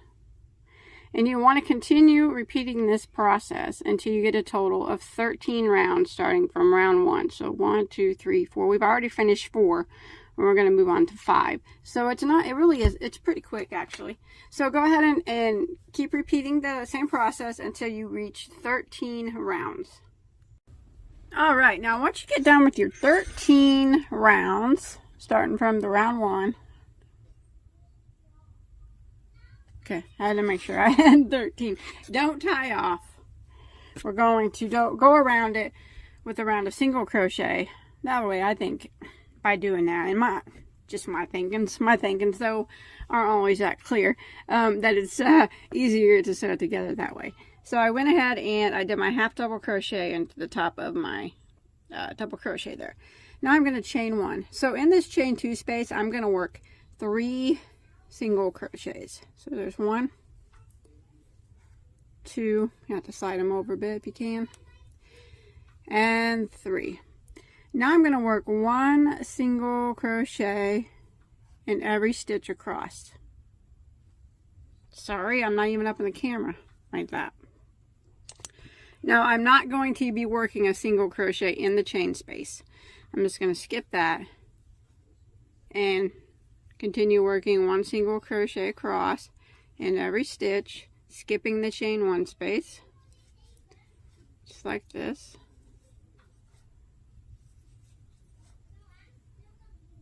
Until I get to my next chain 2 space.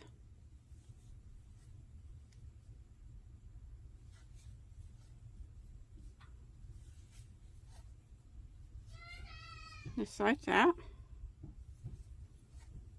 That's just cleaning up the edges, and like I said, I think it's just easier to sew it together with single crochet around it.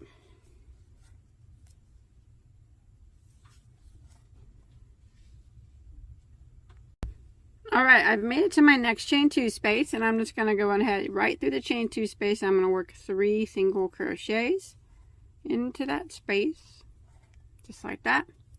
And now I'm going to continue along the other side, working 1 single crochet in every stitch. Remember, we're not working in the chain 1 spaces, just the stitches, the double crochets. And this is what I'm going to do all the way around my whole square. 1 single crochet in every double, and now I'm going to put 3 single crochets in each of the 4 corners.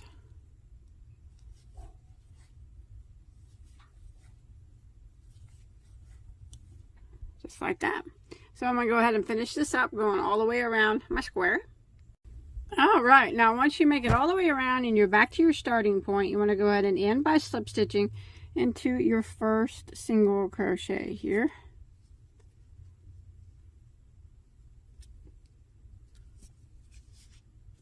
Just like that. And then you want to tie that off. Alright, and you should have 160 stitches around now. So what we're going to do is you need to make 2 panels the exact same, which I have already done. And then all we're going to do is slip stitch them together around our pillow insert. Okay, so what you want to do is put one of your panels wrong side facing up. Of course, you want to hide any tails first, before these middle tails, before you sew it together. Get them hidden, but I'll do that in just a second.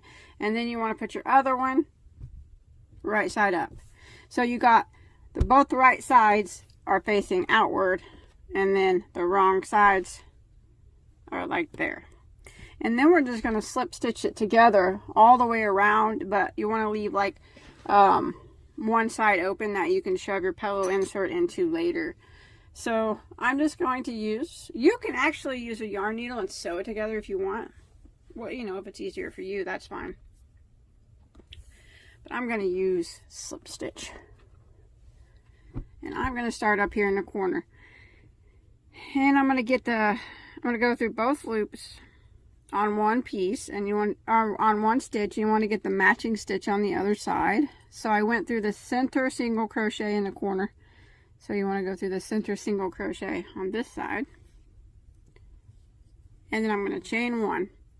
Now I'm just going to work my way across slip stitching. So I'm going to go into the next stitch on this side, and the next stitch on this panel, and slip stitch. Stitch on this panel, and then the next stitch on this panel, and slip stitch. And I'm going to do this all the way around, like I said, until I have about one side that remains, or you want to leave enough room open that you can shove your pillow insert into. And then we'll finish slip stitching it the rest of the way.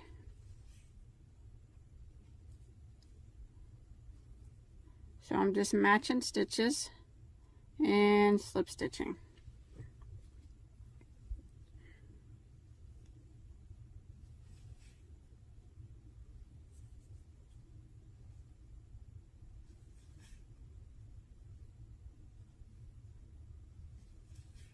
Just like that.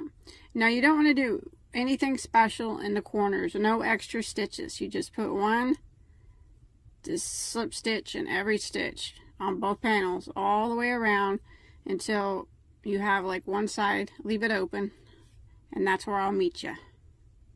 So go around 3 sides and I'll meet you up, and we'll shove that pillow in there, and then we'll finish sewing it up the rest of the way.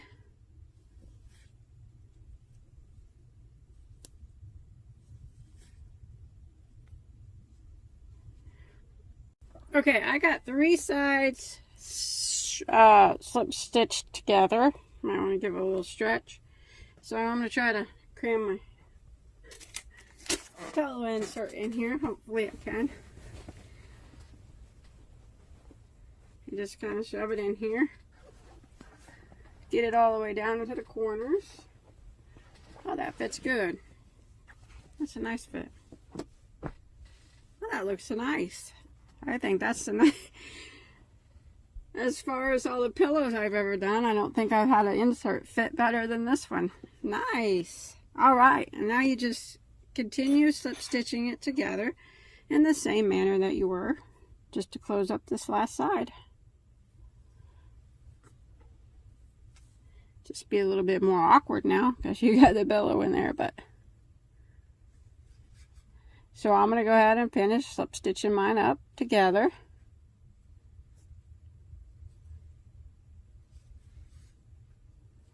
So I get it all sewed up. Alright, once you make it back to your starting point, just go ahead and slip stitch into that first slip stitch. And then you can tie this off. And then you want to go ahead and hide any remaining tails that you have.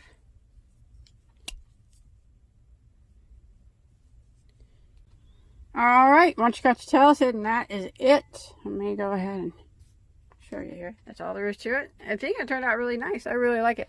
And it's super, super soft. One of my kids will claim this and they'll sleep on it at night. Every time I make a pillow, a throw pillow to put on a couch or something, they always claim them and use them in their bed. So I imagine it'll be Evelyn. She usually gets what she wants. So thanks everybody for watching. I hope you enjoyed my tutorial. Please, if you make this, I'd really like to see a picture of it. You can post a picture on my Bagoday Crochet fan page. I'll put that link below in the description box. You can come follow me on Instagram, tag me in the post if you make this. And also, if you look on the right hand side of the screen, I'll put a playlist of some other throw pillows that I made in case you're interested in checking them out. Don't forget to give this video a thumbs up. And don't forget to hit that subscribe button so you don't miss out on any of my videos. So until next time, have a good day, everybody.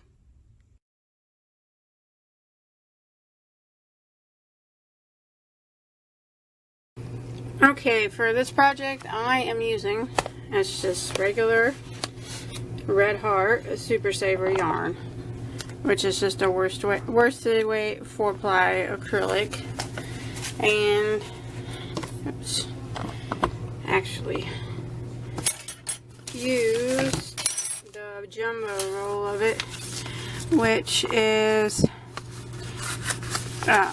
744 yards, and I didn't quite use it all, but pretty close. So you're gonna need probably at least I'd probably get 720 just to be safe, but if one jumbo roll will be fine. And it's 396 grams. And the color I used is soft white, but of course you can use any color that you want. And I'm using a size H, which is a 5mm crochet hook. And then also you're gonna need either some type of fiber fill, like you can buy the loose fiber fill stuff at Walmart. I actually got what is called a pillow insert. It's just a plain white pillow, and it's made to be inserted into the cases. So it's just kind of got like a little canvasy stuff on it.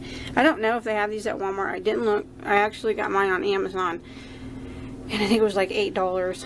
The size that I got is 16 by 16. So if you want to make the pillow the size that I'm making, and you want to go with the insert, it needs to be the 16 by 16 one. But of course, if you're using the loose fiber fill stuff, it doesn't matter the size doesn't really matter. You can just follow along with me, and you can stuff it to however thick or thin you want it. Okay, you want to start out with a chain of 56. And once you get your chain of 56 made, we want to go ahead and double crochet in the 4th stitch from the hook. And remember that we never count the one that's on our hook. So 1, 2, 3, 4. and double crochet.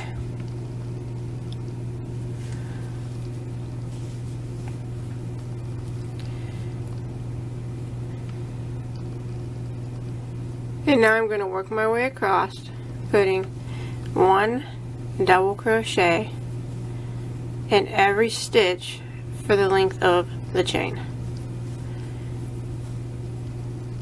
So row 1 is kind of like our base row.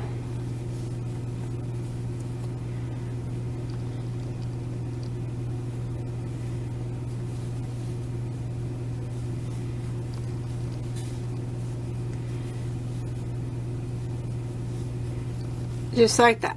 1 double crochet in every stitch for the length of the chain. Okay, when you make it to the end of your first row of double crochet, you want to chain 1 and turn. Now we'll start working the cable stitches. Row 2, we want to go ahead and we're going to put a double crochet in this very first stitch. So right there, double crochet into it, and we want to have 6 double crochets in a row, so that counts as 1. So we're going to put 1 double crochet in each of the next 5, so counting that one it'll be 6. So we need 6 total, so that's 1,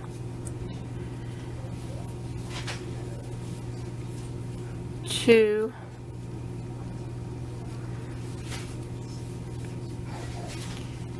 3, 4, 5, 1 more, there's 6. Now we're going to be working front post triple crochets. So we're going to skip 3 stitches. Skip, skip, skip, and we're going to work a front post triple crochet in the next 3 stitches. So what it is just a triple crochet, but we work it around the post instead of the top of the stitch. So go ahead and skip your 3, and in the next stitch you want to yarn over twice for a triple crochet and go around the post like that, and finish your triple crochet out.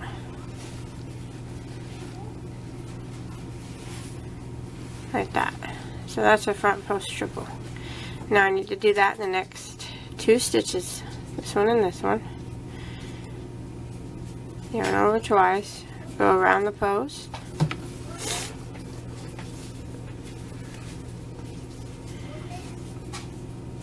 And triple. Like that. And then one more time. Yarn over twice and around the post and triple crochet like that. So now we need to back it back up in the 3 stitches that we skipped right there, 3 posts. We're going to do front post triple crochets around these, starting with this very back one, our very first one way back here. So it's just kind of a stretch, but you yarn over twice, and I kind of like pull my post up a little bit and go around the post and triple crochet. So there's 1. Sometimes you got to dig around and look for them to make sure you get the right ones. And then this one, yarn over twice for a triple, go around the post, triple crochet, 2, and you can see the stitches kind of get lost, but just pull them apart and you'll see it there.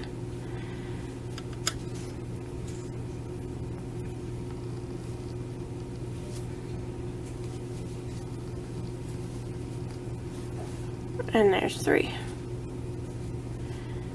So now they're kind of crossed over. Now what we want to do next is we're going to do 1 double crochet in each of the next 6 stitches working in the top of them. Again, we're not going to be going around the post. Only when we do the cables we go around the post. So 1 double crochet in each of the next 6 stitches. So there's 1, 2,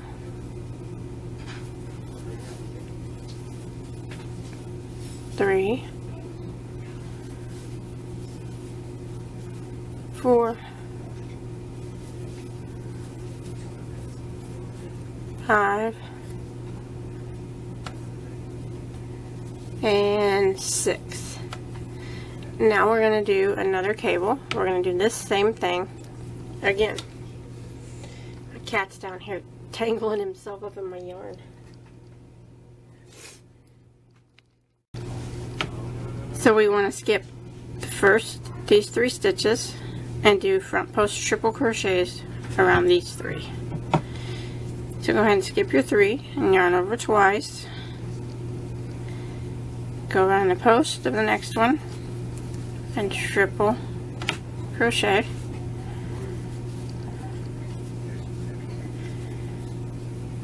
Again, go to the next one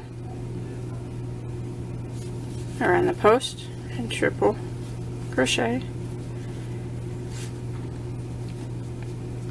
and then another one around the post, triple crochet, just like that. Okay, again we back it up and we do the front post triple around the 3 posts that we skipped, starting with this very first one.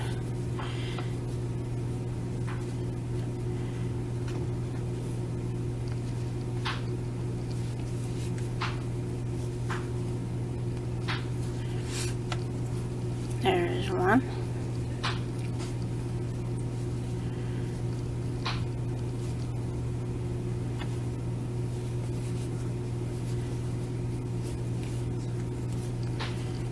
Two, and pull all your stitches back, and you can see the last one here, and 3, and that is the start of your second cable. Okay, again we're going to put 1 double crochet in each of the next 6 stitches. There's 1, 2, 3,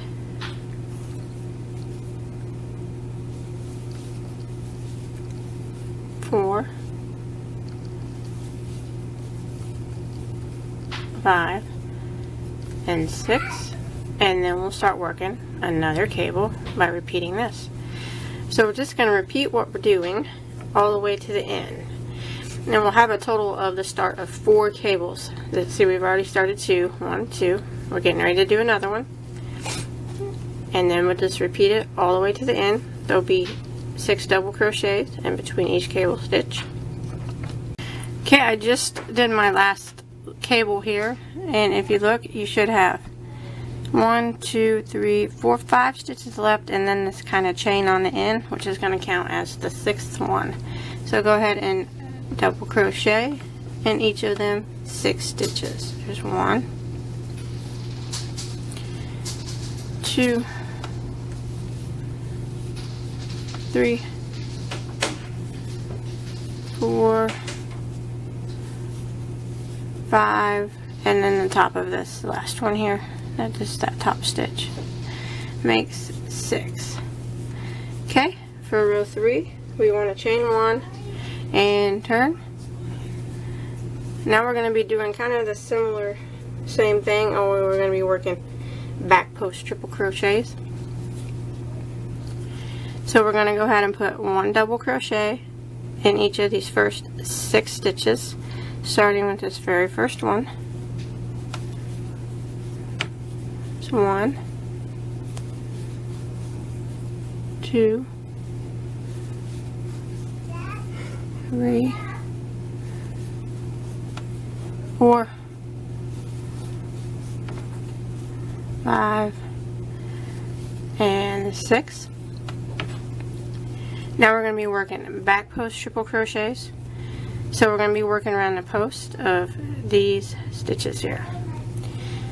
So we're going to go around these front 3 first, and then these 3 back here first, or next. So what we're going to do is yarn over twice, and we're going to come in from the back and around the post of that first one, like that, and triple crochet.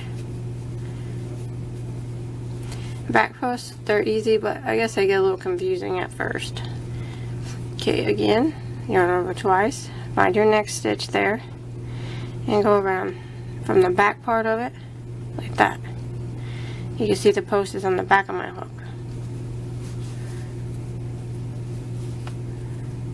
Triple crochet. Okay, again, this one right here. You can see that it's next. Yarn over twice, go around the post from the back, and triple crochet, just like that. So when you flip it over, you can see they're kind of lined up. Now we're going to do our front post triple crochet around these 3 stitches. This one, and then this one.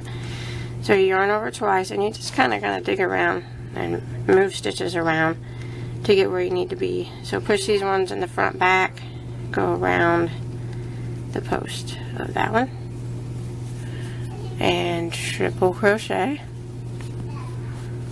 that, and then the next one right here, yarn over twice, go from behind it, around the post, triple crochet, and then you can see you have one more here, from behind and around the post, triple crochet, like that. And when you flip it over, you can see the start of your cables. And the more rows you do, the more they'll start crossing over and looking like cables. Now we're going to put 1 double crochet in each of the next 6 stitches. 1, 2, 3, 4, 5, and 6. Okay, now we'll be working the back post triple crochet again. We do these 3 posts first that are in the front, this one, this one, and this one, and then we go back and we start with this one, this one, and this one. That's the order that we do them in.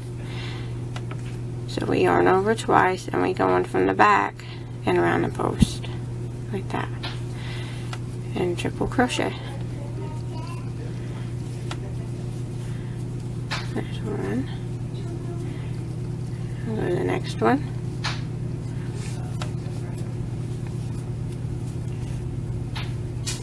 Two, and then the next one up here, you can see it.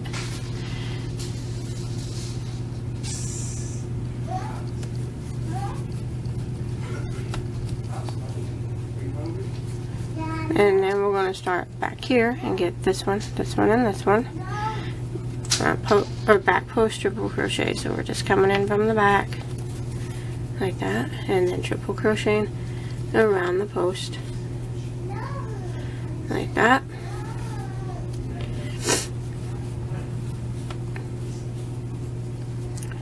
And you see you got one more left.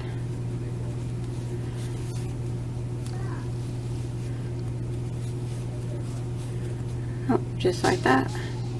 And you can flip it over and look and make sure it looks right, and you can see that it does. Okay, now that's the repeat for this time around.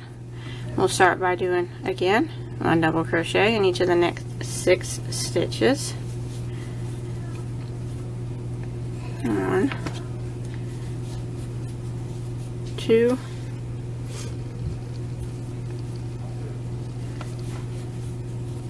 3,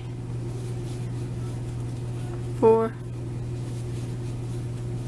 5, and and 6, and then we'll be at our cable and we'll work our back post triple just like before. We do these 3 stitches up in here first, that one, that one, and that one, and then we come back and we do it around these 3, that one, that one, and that one, and go ahead and repeat this pattern to the end. Okay, when you make it to the end, here's my last cables, and I just finished out with a double crochet in the last 6 stitches, and then I'm gonna chain 1 and turn. You can see my cables forming, and now it's just a repeat of rows 2 and 3. You just do the front post like we did to the end, turn it around, back post, front post, back post. So it's row 2, row 3, row 2, row 3. So now I'm going to be doing row 2 again. So I'll do the double crochets in these 6 stitches, and then I'll do my front post triples, and I'll repeat that to the end. Flip it, double crochets in these stitches, and back post triples, double crochets, back post triples, and you just keep repeating them 2 rows until you get to, you need to have a total of 29 rows, counting this very first row of double crochet that we did. So we're repeating rows 2 and 3, and you can see we're on row 3 right now. 1, 2, 3. So I'm going to start this row again, then this row, then this row, then this row, until we get a total of 29 rows. Okay, once you get your 29 rows done, you should have ended where you just finished a back row. What we're going to do is go around it all with single crochet, so it makes it easier to sew together. But I'm going to go ahead and chain 1 after this row,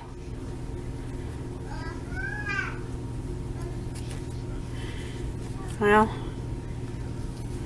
and then I'm going to turn my work so my good side of my work is facing me, so the stitches will be on the right side.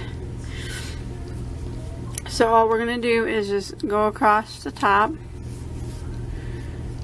putting 1 single crochet in every stitch here, and all that's going to do is make it look nicer. Plus, when we sew it together, it'll be easier this way.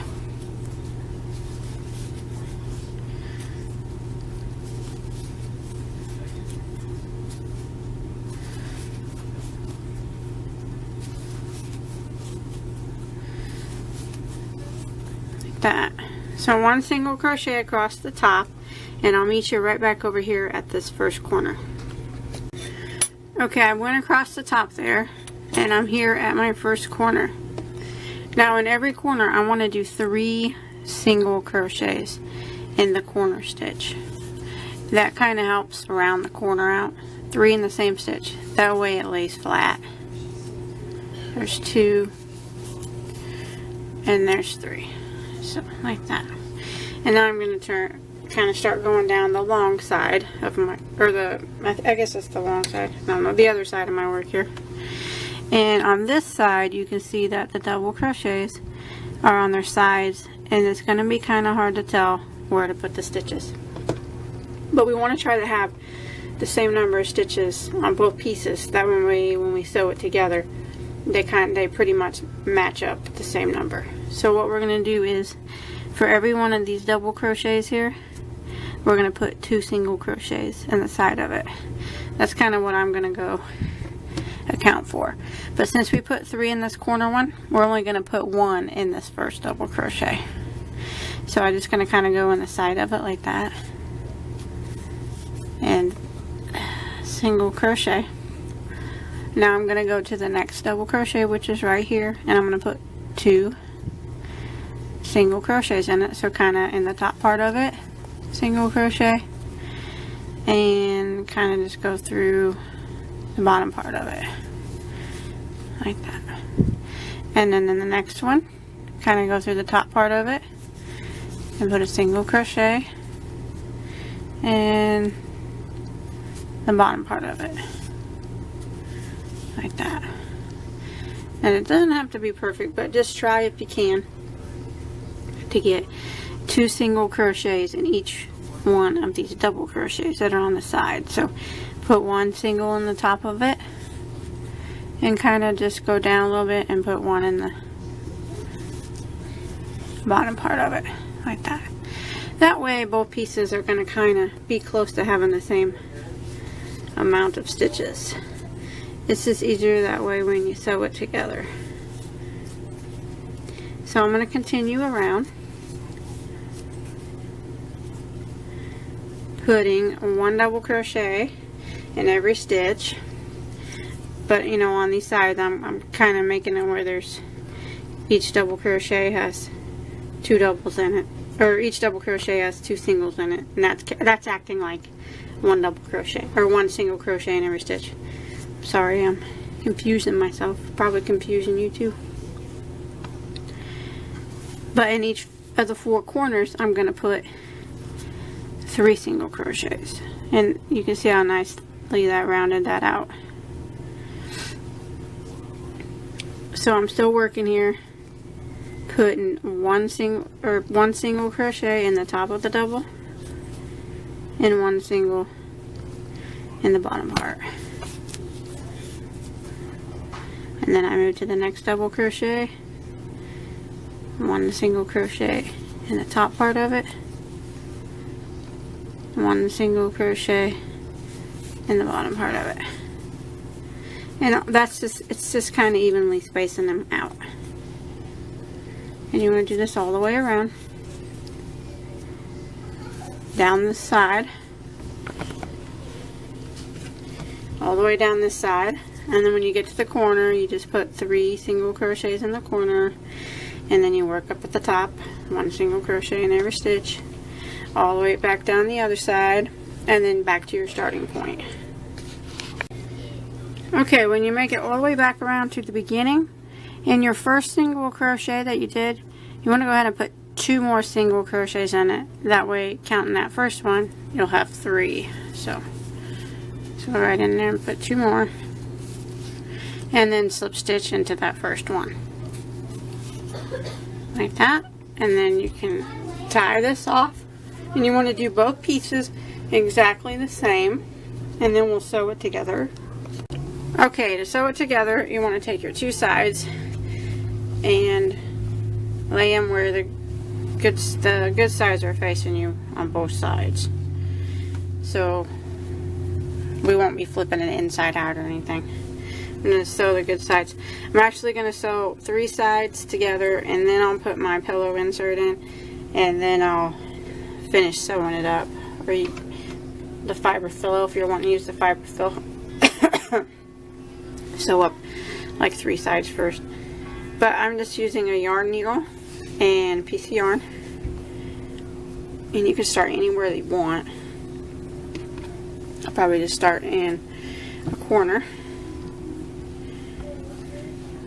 and all I'm going to do is try to match up my stitches here. I'm going to go through a stitch on this side, and I'm going to try to find the same stitch on the other side, and I go through it.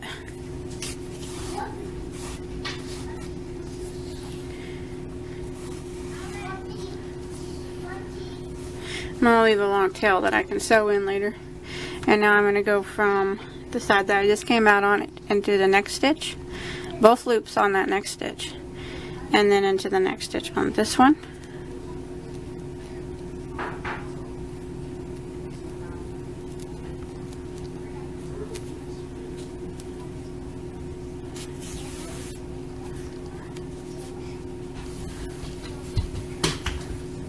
Like that.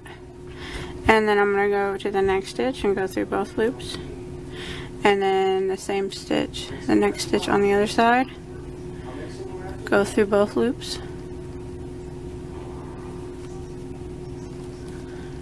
like that,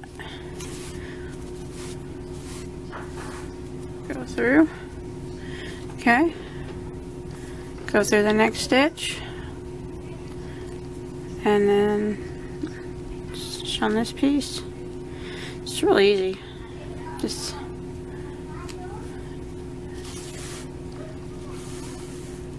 sewing it together. I'm not going whipping it over. I'm going from side to side. That way there's no stitches on top. Stitch on this piece. Stitch on the next piece.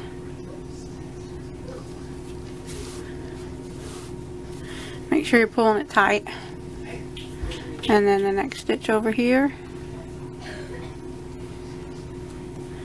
Next stitch here. And this is how I'm going to do it. I'm going to do it all the way around. 3 sides. And then I'll insert my pillow. And then I'll finish sewing it up. So I'll go ahead and do this for 3 sides. And then I'll meet back up with you. And you can watch me and put the pillow in, I guess.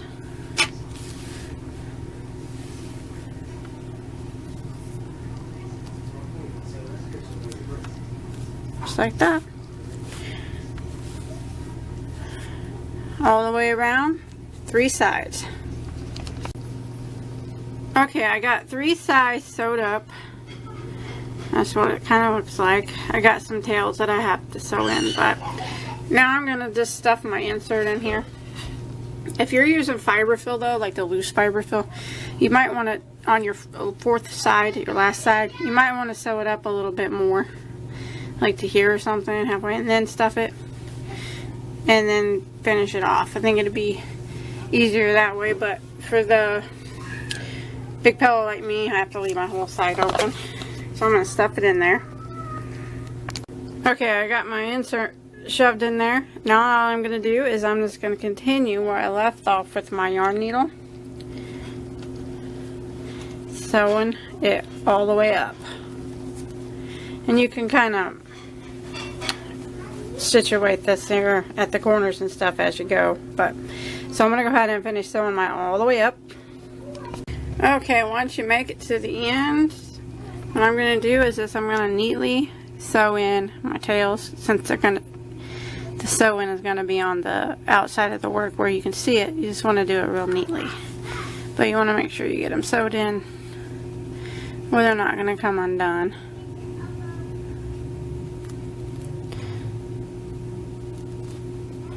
But this is all there really is to it. It's really not hard, I don't think. I thought it was a little time consuming, but the cables always are, but they're worth it because they're real pretty. I love cable stitches. Like that. And you just go through and get all your tails sewed in. And then clip off all the extra yarns. Like that. I've got a few more tails, but that's all there is to it. After you get everything clipped up, it's finished. So it was pretty easy. I hope you were able to follow along okay. Yeah, my other tutorials. And until next time, have a good day.